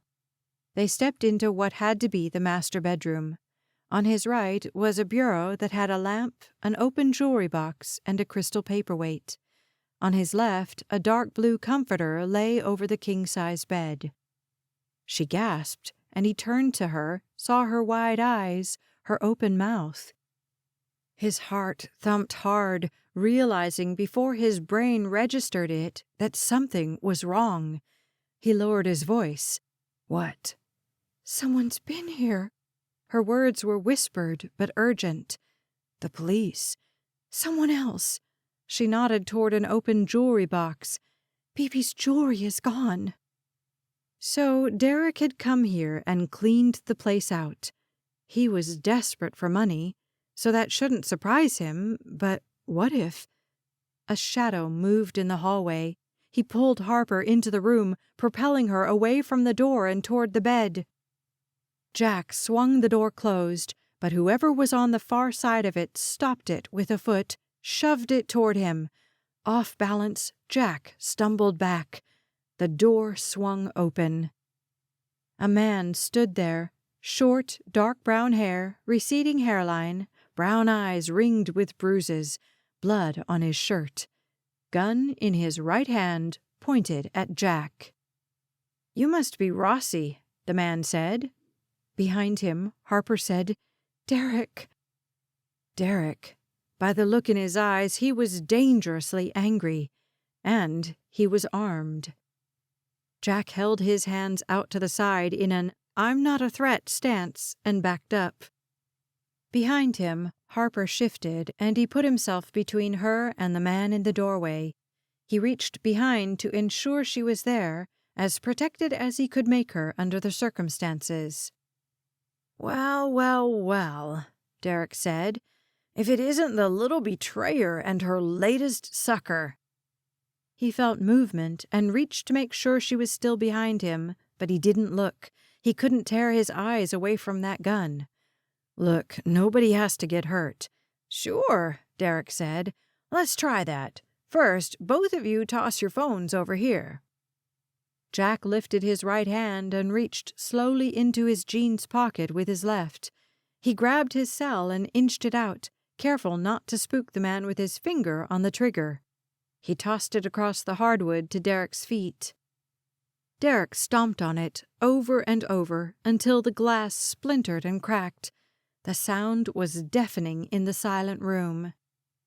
Derrick leaned slightly to the side, eyebrows lifted. "You too, babe." Behind him, Harper said, "I'm not your babe." "No, you discarded me for this guy and never looked back." Jack could feel Harper's anger and frustration warming his back. He worked to sound even and confident when he said, "Just give him your phone, Harper. It'll be okay." He didn't turn to look, but felt her moving. He heard the jingle of keys, then watched as her phone skidded across the hardwood. Derrick caught it with his foot, then stomped on it, too. They were unarmed and had no way to call for help, and they were at the mercy of this man. "Babe," Derrick said, "I need you to step out from behind your boyfriend and come to me." "No." Jack felt her step to the side and matched the movement, staying in front of her. He kept his eyes on Derrick. "She's not going with you. Just tell us what you want, and we'll do whatever we can to help you." Derrick ignored him and focused on Harper. "I'm afraid at this range," he said. "If I shoot your boyfriend, the bullet may go right through him and hit you. I don't want you to get hurt, but I don't have time to negotiate." Jack wanted to tell her to run, to go into the bathroom and lock the door and open the window and scream for help, or lower herself to the ground and jump. Anything to get her away from this man. But he couldn't say any of those things, so he reached for her hand behind him. She took it, and he squeezed. He focused on Derrick. "I know you're frustrated. You need money, and you think Harper can help you get it. And you're right, she can. Nobody has to get hurt here. I can tell you where your grandfather is, and—" "I know where he is," Derrick said, "and I'm going to get what I need from him." An ugly sneer crossed his features, and Jack saw evil glint in the man's eyes. "And she's going to help me." "Jack," Harper said, "Derrick won't hurt me. I'll be okay." Standing behind Jack, sheltered by his body, Harper couldn't see the hunger in Derrick's eyes, the hate, the lust. "He will hurt you," Jack said. "You're not going with him." "Fine." Derrick lifted the gun and aimed. "I'll aim for your head, and we'll hope she survives." "Go for it." Jack sounded much more confident than he felt. "You hurt her, you won't get anything out of your grandfather." Derrick shrugged. "I like my odds." "Don't!" Harper let go of Jack's hand. "No!" Jack shifted to grab her, but it was too late. She'd taken a step to the side. Derrick flashed a wicked smile. Jack dove toward his legs. The gun went off. Pain shot up Jack's calf as he barreled into Derrick's knees. The man went down, and they both fell into the hallway. Derrick backed to the side, kicked, connected with Jack's shoulder. He ignored the pain and tried to reach the weapon, but Derrick scrambled farther away. He lifted the gun and brought it down hard against Jack's head. His skull exploded in agony. Chapter 19. Harper had scrambled into the bathroom as soon as Derrick went down. She had to get out of the house and call an ambulance. Her hands were shaking, but she managed to get the window unlocked and was trying to force it up. Her only hope was to jump from the second-story window and hope she wouldn't break her leg when she landed. Then she could run for help, call 911. "Open the door, Harper." She managed to get the window halfway up. Just a few more inches. A bullet ripped through the door and into the tiny room. Then the door crashed open. She chanced a glance as Derrick stepped inside. His eyes were wide. The gun was trained on her, trembling. "Get over here." The cool, fresh outside air beckoned her, but she stepped away from the window and walked toward him. As soon as she was within reach, he grabbed her arm and yanked her back into the bedroom. Then he pushed her away. She stumbled, kept her feet. She was trapped between Derrick and the wall. He ran his free hand over his head, adjusted his glasses, stared at her. Maybe someone had heard the gunshot. Maybe the police were on their way right now. The wild look in Derrick's eyes shifted. They narrowed, and then a slow smile spread across his face. "We're alone." "Is he dead?" Derrick glanced at Jack's body in the doorway. She looked, too. All she could see was a portion of Jack's legs. The hardwood floor was smeared with blood, and more blood pooled beneath his calf. A gunshot to the leg shouldn't have killed him. But what if the bullet had hit an artery? He could be bleeding to death at that moment. She looked back at Derrick. "What did you do?" "I wasn't planning to shoot him." He glanced at Jack again, then focused on her. "He shouldn't have interfered." "He was trying to protect me." Derrick took a step toward her. "Do you think you need to be protected from me, Harper?" "I didn't, but now." She glanced at the gun, and he pointed it at the floor. His finger remained on the trigger. She forced herself to look into his eyes, to see his reaction. "You killed those men?" "What men?" "Keith and the other guy, the men who beat me up."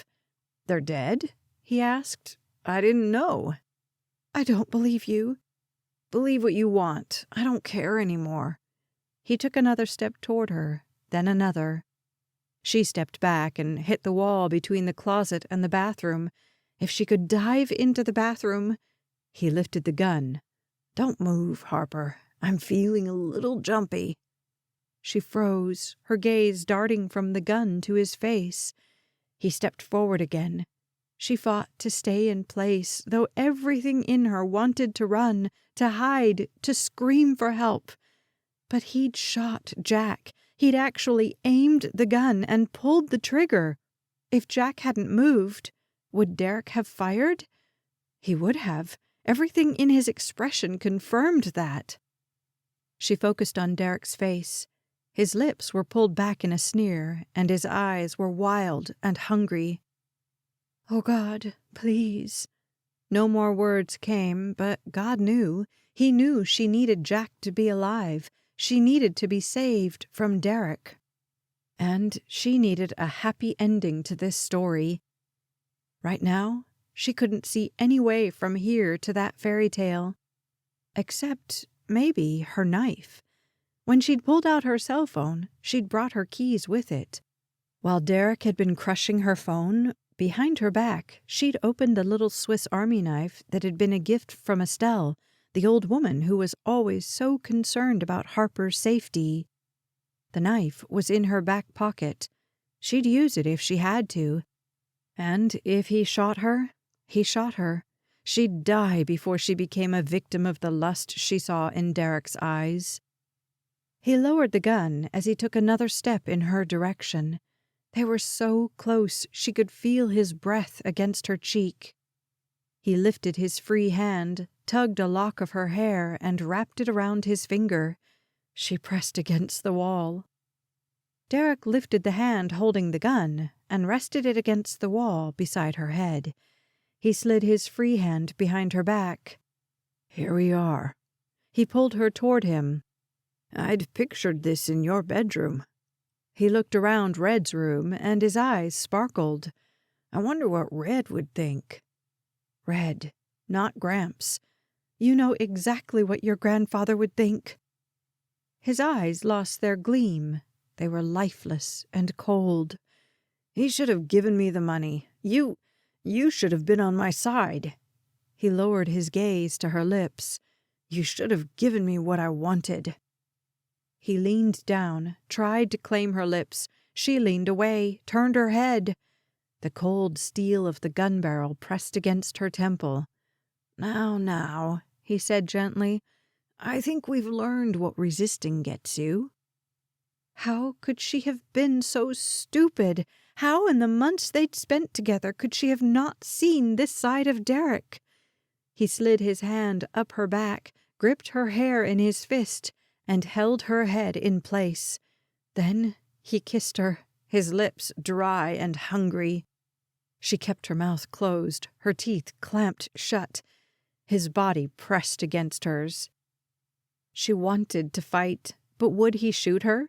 Was she really willing to die to avoid this? She was a survivor. She'd survived all the stupidity of her past. She'd survived prison. She'd survived getting beat up by 2 masked men in a parking lot. She'd survived running. She didn't know if she could survive this. She had to try to get away, to help Jack, even if it meant she got shot in the process. Except Derrick needed her to get his hands on Red's money. Derrick wouldn't kill her. She had to fight. She pushed against Derrick's chest with one hand, hard. He didn't back up or slow down. With the other hand, she slipped the knife from her pocket, blade pointed down. Where would the knife do the most damage?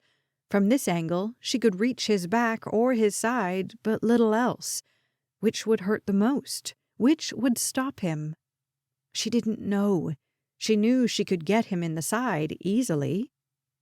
The blade was only a couple of inches long. If she stabbed him hard, maybe she could get away. Their only chance for survival would come if she escaped and called for help. She could do this. She had to do this. Chapter 20. Slowly, Jack's vision cleared. It was too quiet in the bedroom. He didn't have to look to know what the man had planned. He'd seen the intent in Derrick's eyes. "Father, give me strength. Help me rescue her. I need you." He pulled in a deep breath and sat up, careful not to jostle his legs in case Derrick was looking through the door. The hallway spun, slowed, and Jack was able to focus. Blood was smeared all over the hardwood floor. It still dripped from the wound in Jack's leg, but not too badly. He shifted the leg just a little. That he could move it was a good sign.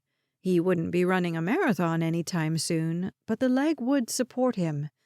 It had to. By the sounds of things, Derrick was taking his time, drawing out Harper's torture. Jack visualized the room. What could he use as a weapon? Something heavy, something close to the door. The paperweight. If he could grab it and hit Derrick with... Footsteps sounded downstairs, quietly. Maybe someone had heard the gunshot. Maybe the police were here. Except only a few minutes had passed. And wouldn't the police announce themselves? Jack considered calling for help, but a clear thought stopped him. Play dead. It was nearly a command. Everything in him wanted to rush into that room and rescue Harper. But Jack trusted the voice in his head. Whether it was God or his intuition, he didn't know. He glanced behind him and saw more blood near where his head had landed. The sight made him woozy, and he closed his eyes and lay back down just as someone crept up the stairs. In the next room, Derrick let out a pained sound, almost a scream, then a curse. Harper gasped. Footsteps neared. Jack nearly moved, but the new person bounded up the staircase and jumped over Jack and into the room. If the new guy didn't help Harper right now, if that man was working with Derrick, then Jack had just made a fatal error. Chapter 21. She was a survivor, not a decoration on a man's arm, not a plaything, not a victim, a survivor. So she stabbed him in the side, hoping to hit an organ. He screamed, jerked away, and swiped wildly with his hand. It hit her arm, and she lost her grip on the knife. He looked at her with murder in his eyes. He lifted the gun, brought it high to hit her. She lunged for the bathroom, but Derrick grabbed her and yanked her back. She stumbled, nearly fell. A man shouted, "Hey!" "Jack?" Derrick turned. Before Harper could form a word, before relief could fill her spirit, a gunshot split the silence. Derrick fell forward, and she jumped back to keep him from falling on her. She watched as blood seeped from the back of his head. Had Jack? Her gaze traveled to the open door. Jack's legs weren't there. Then she looked at the man standing before her. Shook her head. It couldn't be. Barry? Harper. He breathed her name, stepped around Derrick's body, and pulled her into a hug. Thank God I got to you in time. She angled away, wanted to step back, but she was too close to the wall. She shook her head again. Maybe she'd been hurt. Maybe this was a hallucination, because it made no sense for Barry to be there. She'd left Barry in Las Vegas. She hadn't seen him since the night someone had been waiting for her in the alley behind her apartment. The night Barry had run off a dangerous man. Because he'd just happened to see her. Except he hadn't happened to see her. He'd been watching her. He pulled her against him, wrapped one arm, the one holding the gun, behind her back. His other hand pressed her head against his jacket. She didn't fight the embrace. This was wrong, terribly wrong. But the fact that Barry was here... "I'm so sorry," he said. "I had to take care of the men who were following him, or I'd have been here sooner." She fought to understand his words. Him? "Derrick Burns. When I lost track of you a couple of weeks ago, I started tracking him.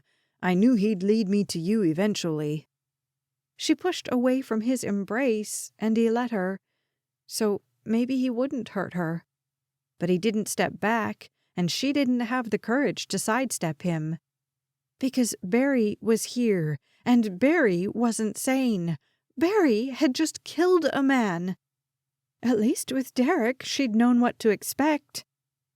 She filtered through all he'd just told her. How? She couldn't even form the question. "I design apps."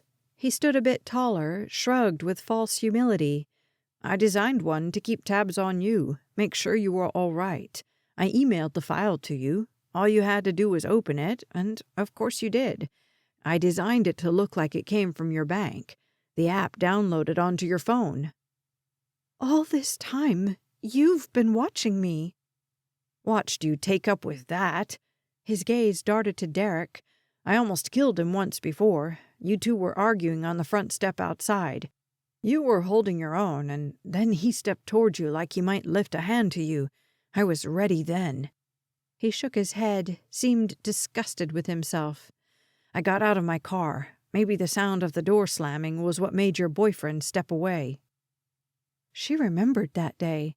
It was the day she and Derrick had ended things for good. She remembered how aggressive he'd become.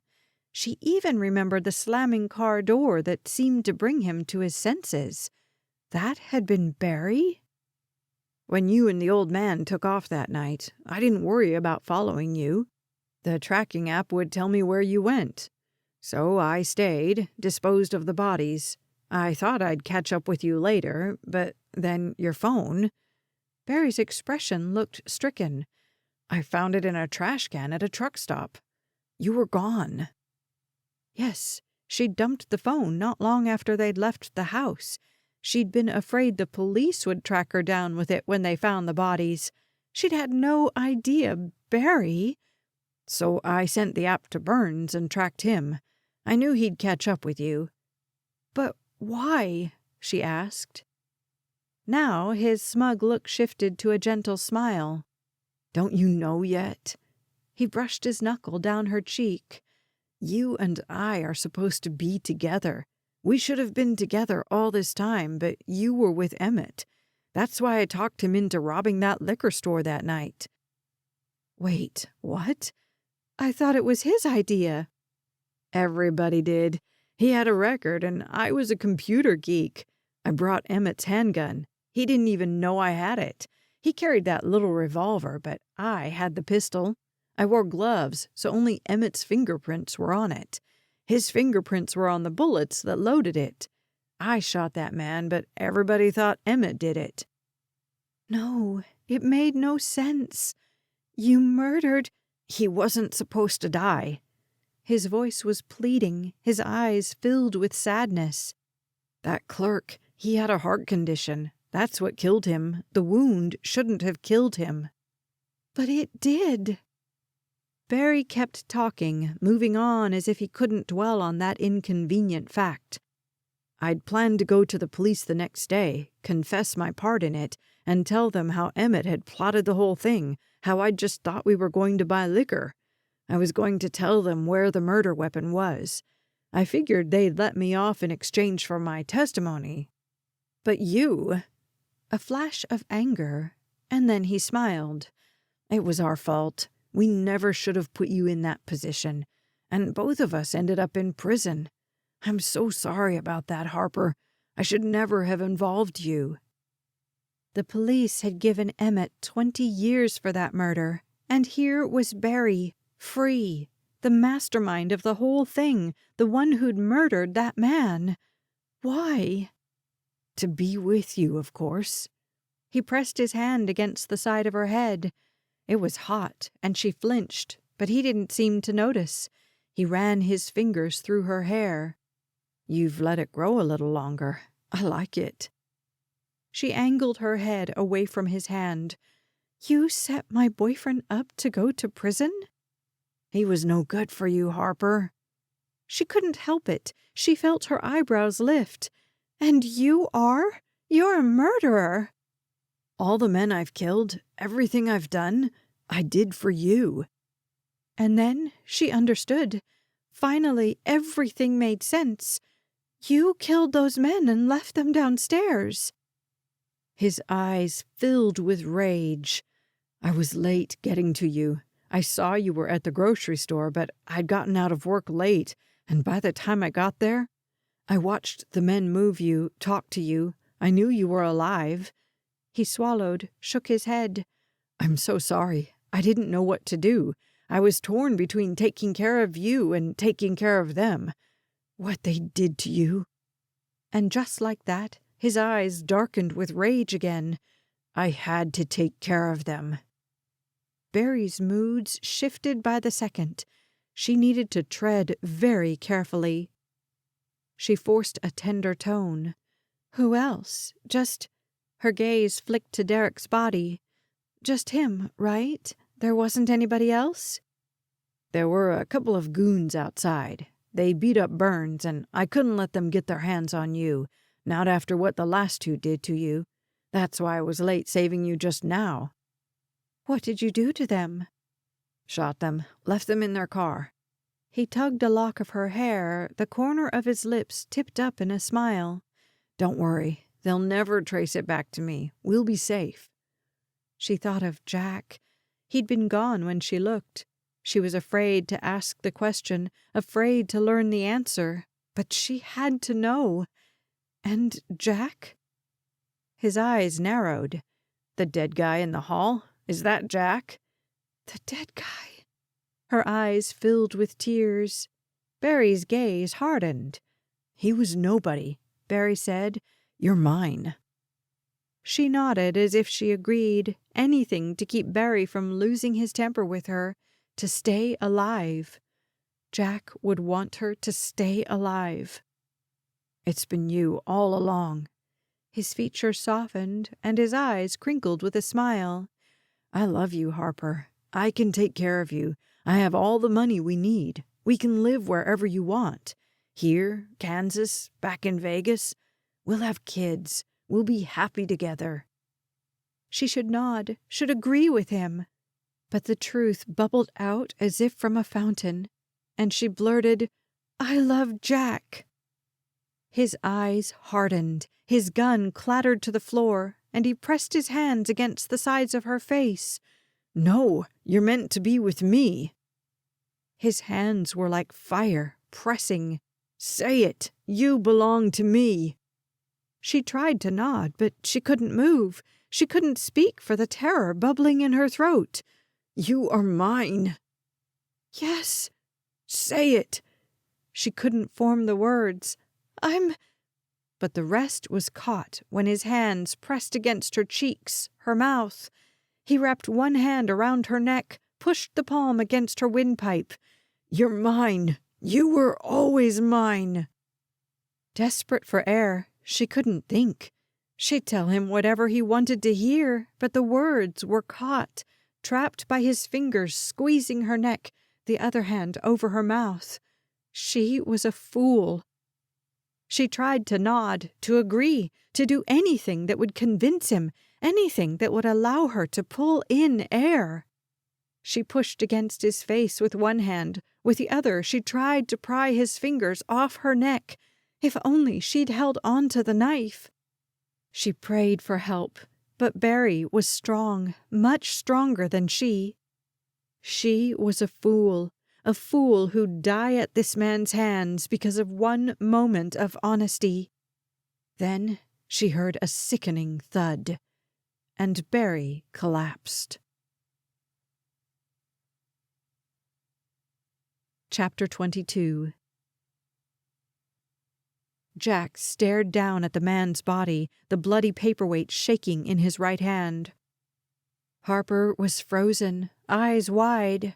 She was safe. Thank God. The room spun, his vision darkened, and he reached out to grab something, anything, to keep himself from falling. Harper grabbed his upper arms, held him steady. "We have to go, now, before he wakes up." Jack's vision returned, fuzzy, but better. He forced himself to focus on the man crumpled on the floor. The stranger stared, unseeing, at the ceiling. He wouldn't be waking up. He'd done it. Jack had done it, though he'd doubted every second he could. After the man had shot Derrick, Jack had forced himself to his feet. It had taken too long, far too long, to make himself move, to feel steady enough to cross the floor. He'd listened to his confession. Barry. Harper had called him Barry, and uttered 3 words that could have gotten her killed. "I love Jack." He'd grabbed the paperweight. It was heavier than he'd expected, a solid etched glass the size of a softball. Jack had stepped over Derrick's body and brought his weapon down as hard as he could on Barry's head. Now all the adrenaline seeped away, and Jack stumbled toward the door. He sat, landing on the remains of their crushed cell phones, and leaned against the jamb. In the distance, a siren wailed. "Let's just wait for the police," he said.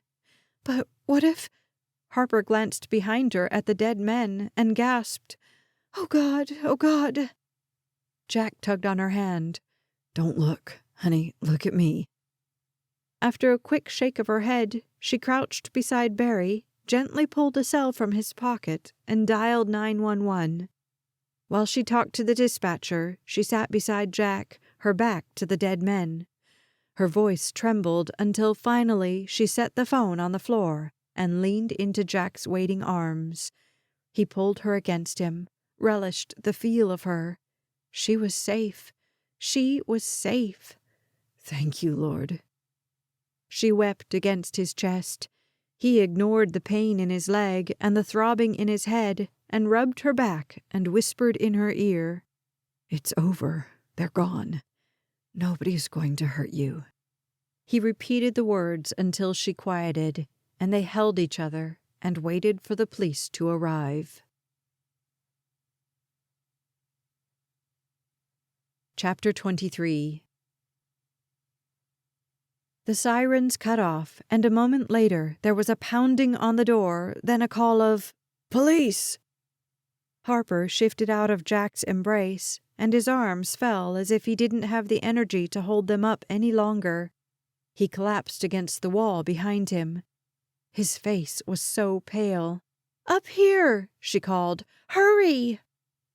She studied his face. His skin was deathly pale, his eyes ringed in black circles. His breathing was shallow. She heard heavy footsteps. "They're coming," she said.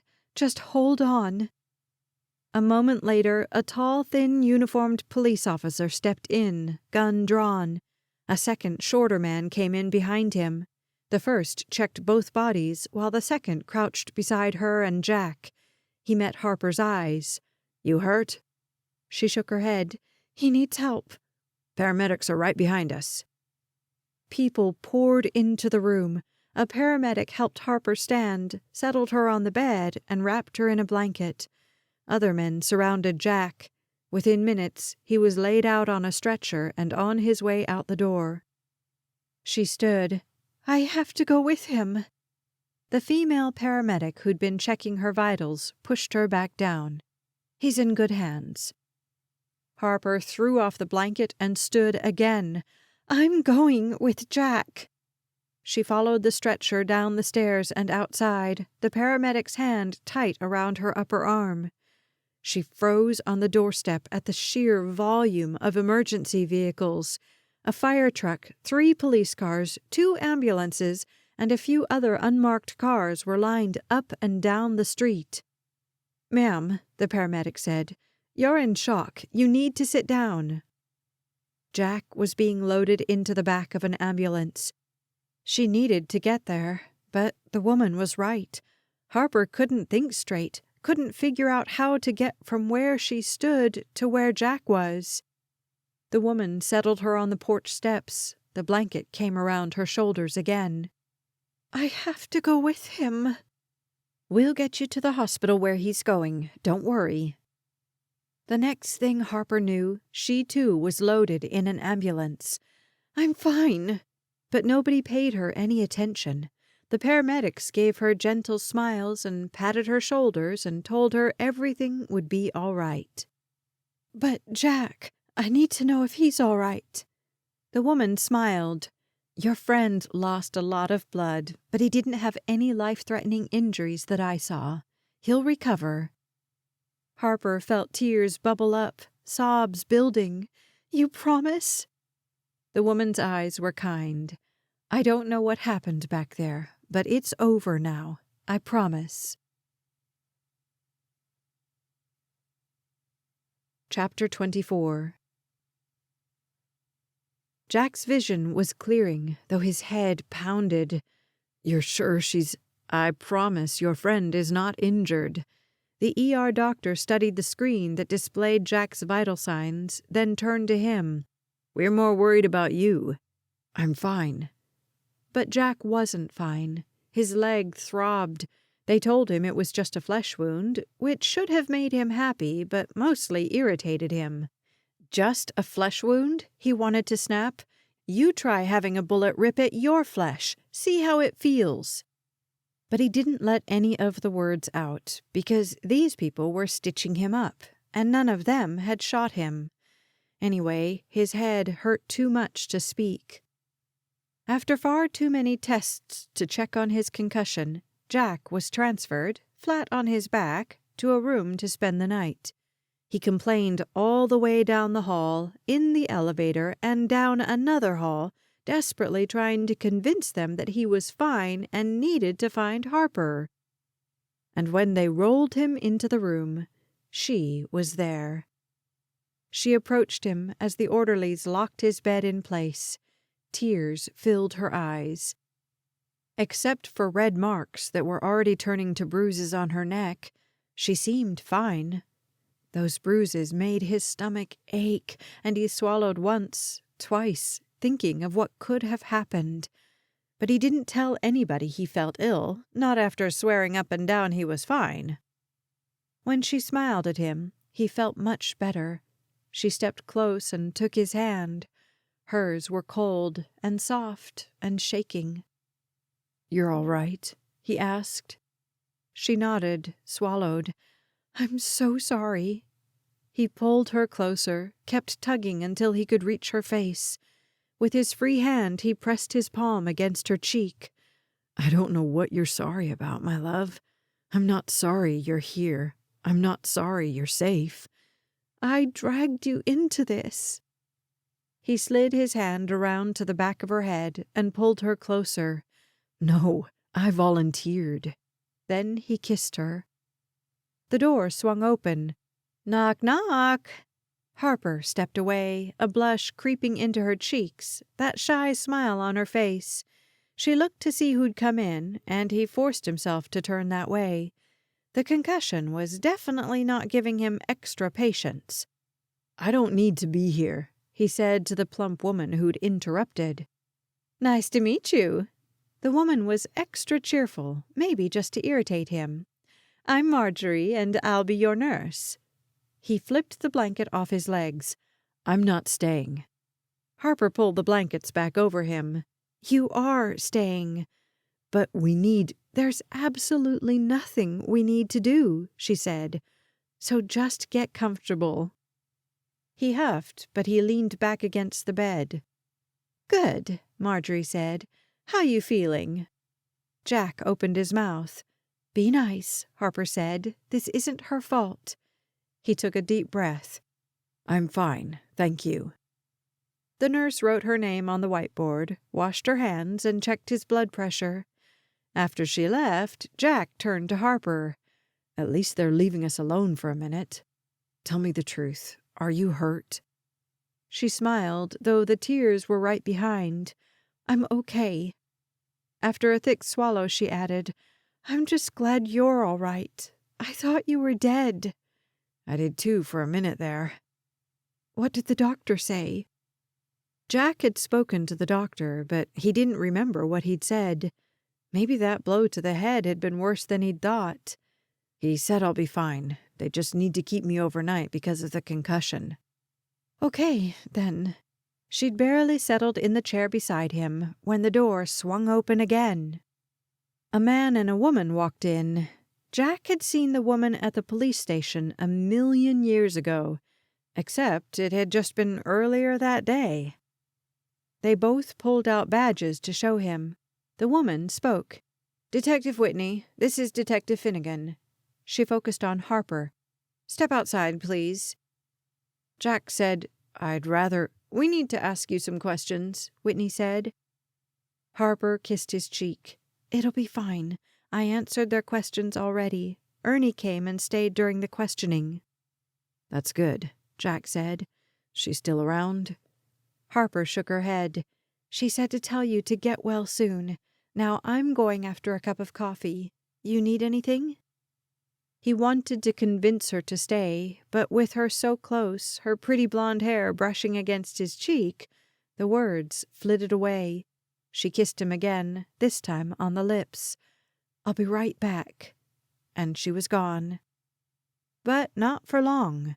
Not forever. Because she loved him, and he loved her, and they had the rest of their lives to be together. Chapter 25. Tuesday morning, Harper awoke to sunlight streaming through the window. It took her a moment to remember where she was. Jack's house. Since Red was still in the hospital, she'd slept on the couch in Jack's living room so she could be there in case he needed her. He hadn't, of course, but he also hadn't put up much of a fight about her staying. He seemed to like having her under his roof, and she didn't mind not sleeping in her little rental house alone. She was safe now, with both Derrick and Barry gone. Surely she was safe, but she wasn't taking any chances. After she showered and dressed, she knocked on the door to the master bedroom. At Jack's soft, "Come on in," she stepped inside. He was up, dressed, and coming out of his bathroom. "Good morning." "What are you doing up already? You're supposed to let me help you." "I've been dressing myself for a long time." He winked. "I had it under control." He limped toward his bed. She rushed across the room and took his upper arm. "You were shot, Jack. You shouldn't be walking without that crutch." "It's just a flesh wound." But the pain in his expression as he shifted to sit on the bed belied the words. "A bullet went completely through your calf muscle. It's not just anything." He looked up at her. "Are you ready for this?" She sat beside him and stared across the room at the doorway. Today they had to tell Red his only living relative was gone. She would never have guessed that Barry, sweet, chubby-faced, awkward Barry, could be capable of such violence. She and Jack had both told Detective Whitney about Barry's confessions. Whitney had promised to contact the DA's office in Vegas. With Barry's confession, Emmett's prison sentence might be reduced. As if he knew the path of her thoughts, Jack said, "And Emmett's incarceration isn't your fault either. He didn't have to rob that liquor store." "I know." Jack's arm slid around Harper's back, and he pulled her close. She rested her head on his shoulder. "Derrick is dead because of me." "Derrick is dead because he was hurting you. He was going to—" His words trailed off, but Harper knew what Derrick had planned. "You should have given me what I wanted." She could still feel the cold steel of the gun against her forehead, Derrick's hot hands through the fabric of her shirt. "I know." Jack leaned away. "Look at me." She turned, and he took her hands. "All that time you were with Derrick, Barry never hurt him. He watched you two together. He probably saw you hugging, maybe kissing, right?" She nodded. "And Barry never lifted a hand against him." "That's true." "He got Emmett out of the way, but he didn't kill Emmett. He could have, must have had plenty of opportunity, but he didn't, right?" "He was always so docile," Harper said. "Derrick is dead because he was hurting you. Barry, he was crazy, no doubt about it, but he was protecting you. He killed those 2 men who beat you up." "He killed the men who were outside the house that night." "Remember what he said, though. He killed them because he was afraid they would hurt you." She thought back to those few moments with Barry. "I couldn't let them get their hands on you." "He was crazy," Jack said, "but he was devoted to you. I don't think he would have killed Derrick if Derrick hadn't been forcing himself on you." Those last few words made her shudder. She pushed the memory away. "We don't know that." Jack leaned his forehead against hers and focused on her eyes. "None of this was your fault, Harper. None of it." She tried to believe Jack. Right now, her thoughts were too jumbled, the grief and fear too fresh. One day, maybe she'd believed the truth Jack had spoken, the truth Detective Whitney had spoken, the truth even Garrison had spoken when he and Sam had met them at the house the night before. This wasn't her fault, and she was free. Chapter 26. Red and Harper had been back at their little rental house for 2 days when Jack walked up the ramp to their door Friday morning. Before he knocked, a car roared behind him. He turned to watch as Ginny parked her little red Chevy sedan in the driveway. He waited until she joined him. "What are you doing here?" She shrugged, but he could tell by the gleam in her eye she knew exactly why she was there. Weird. He knocked, and Harper opened the door with a smile. It faded to shock when she saw the woman next to him. "Hey, Ginny, what are you doing here?" "Mr. Burns asked me to come by." "For the 10th time," the old man called from inside the house, "call me Red." She giggled and lowered her voice. "I just do it to annoy him." "I heard that," he yelled. Jack couldn't help a laugh as he followed Ginny into the house. The living room looked like it was supposed to, not like the empty shell of a home Harper had left when she'd planned to take off without saying goodbye. It looked lived in, with Red in the chair in the far corner, his Gatorade on the end table beside the photo of BB. A newspaper lay folded and draped over the arm of his chair. On the coffee table, Harper's novel had a bookmark sticking out of it. The TV was on, but silent. "Come in," Red said. "Everybody sit down." The couch was only big enough for two to sit comfortably, so Jack grabbed a kitchen chair and set it beside the TV. Harper perched on the far end of the couch.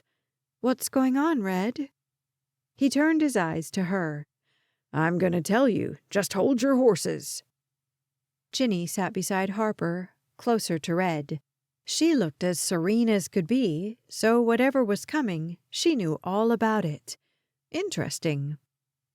"The other day," Red started, "when you were talking about what happened to my grandson," he sniffed, shook the emotion off. "you said something about going back to Maryland when I'm strong enough."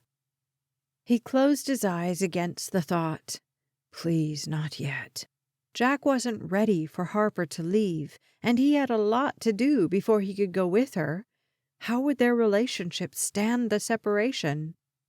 They'd talked about it all week, and the only option was for him to go too.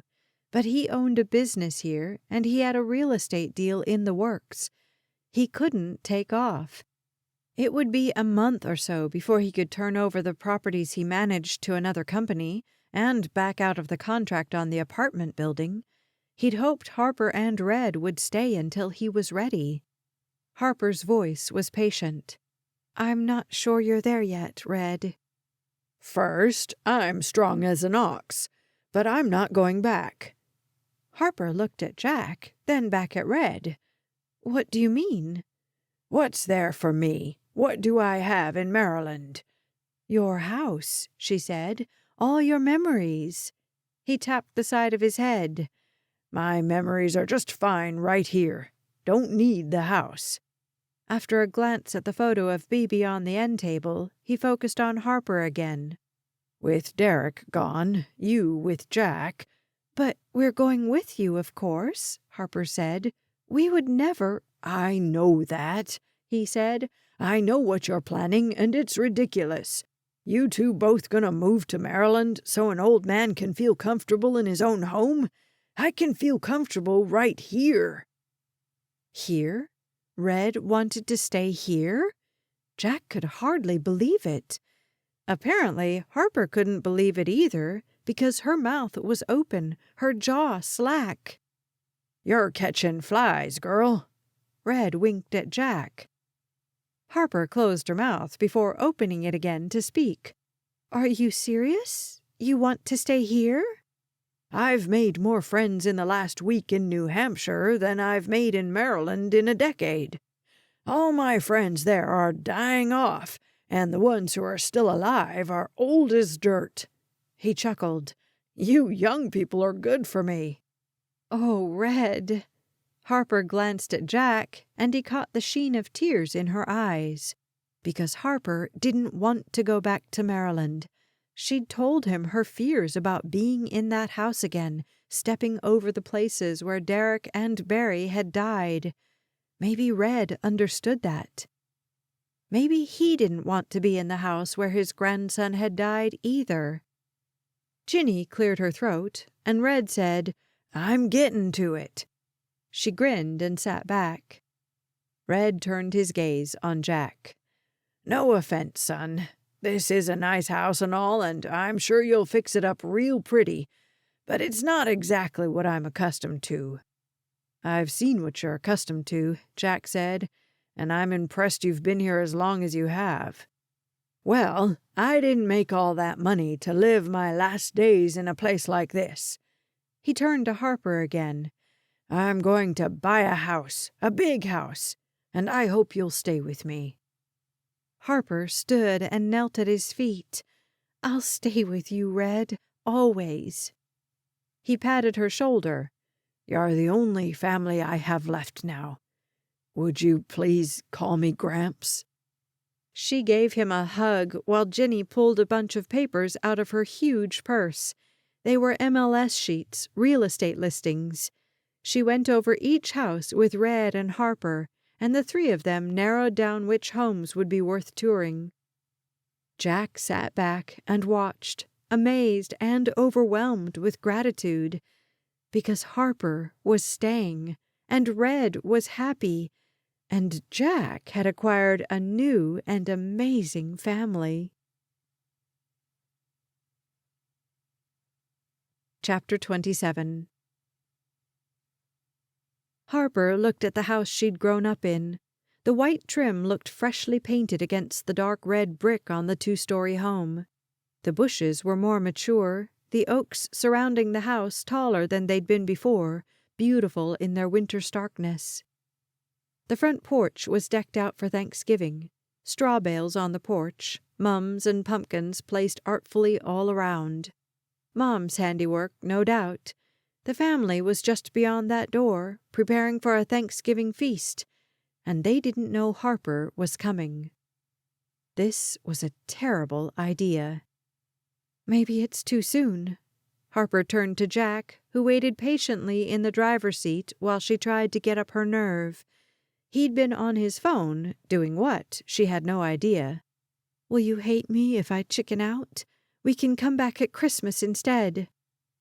Jack slid his phone into his pocket, leaned across the console of their rental, and kissed her cheek. "I love you, and nothing's going to change that." Anxiety leaked out of her like air from a leaky balloon. But then Jack stepped out of the car. He leaned down and met her eyes across the front seat. "We're going in." He slammed the door and walked around to open hers. "Come on." "But what if they don't want me?" He didn't bother to answer. They'd had this same conversation 1,000 times in the last week. So Jack just held out his hand and waited. What choice did she have? She slipped her fingers across his palm, and he closed his hand around hers. Hanging on, she stepped out of the car. The car door slammed, and she nearly jumped out of her skin. Then the front door opened. A man stepped out. A man she barely recognized. Her little brother. Braden jogged across the grass, wrapped his arms around her, and lifted her in a hug. She started to laugh, then cry as she held on to him. He set her down and leaned back. "You look good." "You look—" But she could hardly talk for the tears. She took in the sight of her baby brother. He'd been an awkward teen. Now he was tall and broad and sporting a scruffy beard. "You look grown up." "Well, duh. It's been years." Nearly a decade. Her baby brother had become a man. He focused beside her and held out his hand. "You must be Jack." "What?"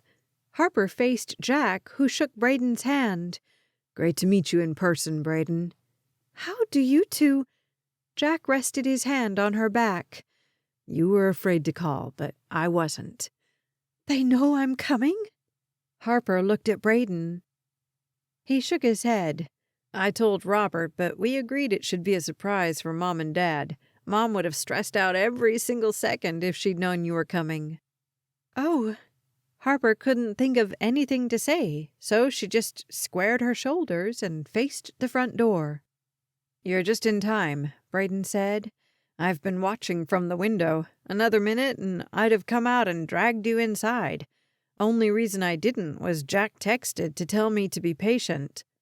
She glanced at Jack again, and he shrugged. The front door creaked. A woman stepped out and called, "Braden, invite your friends to—" and her words cut off. Harper swallowed the lump in her throat and stared at the figure in the doorway. The screen slammed behind her mother.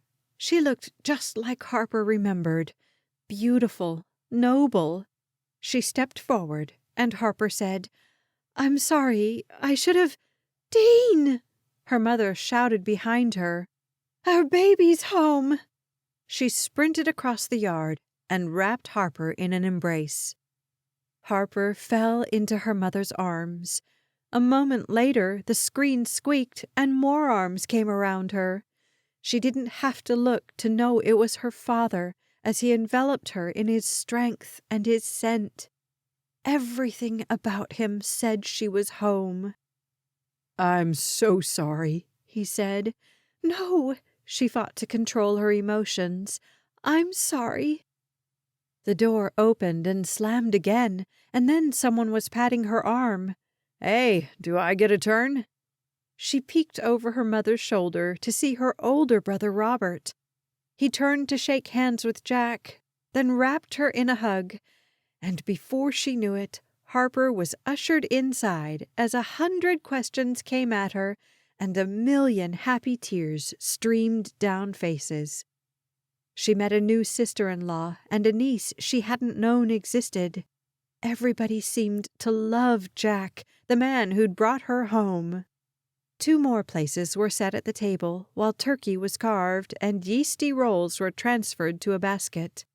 The fine china, the good crystal, the silver serving dishes were set out, but the riches were in the people, these people she'd longed for and treasured. The family gathered around the table and joined hands. Mom insisted Harper sit beside her. Her hand was thinner, though her grip was strong. Daddy prayed, his voice shaking with emotion. He cut the prayer off quickly and snatched a napkin to wipe his eyes. All around, her family sniffed and smiled through tears. Only the little girl's eyes were dry as she stared at Harper with open curiosity. And then they passed the food and chattered and behaved as if everything were normal. Harper knew they'd have 1,000,000 more questions for her. They'd want to know where she'd been and what she'd been doing, and she would tell them everything. But right now, her family seemed content to have her home. She tried to eat her dinner, but she was so full of love and joy and emotions she couldn't even name that there was room for nothing else. She watched her family, eat and talk and laugh and joke, and everything felt right with the world.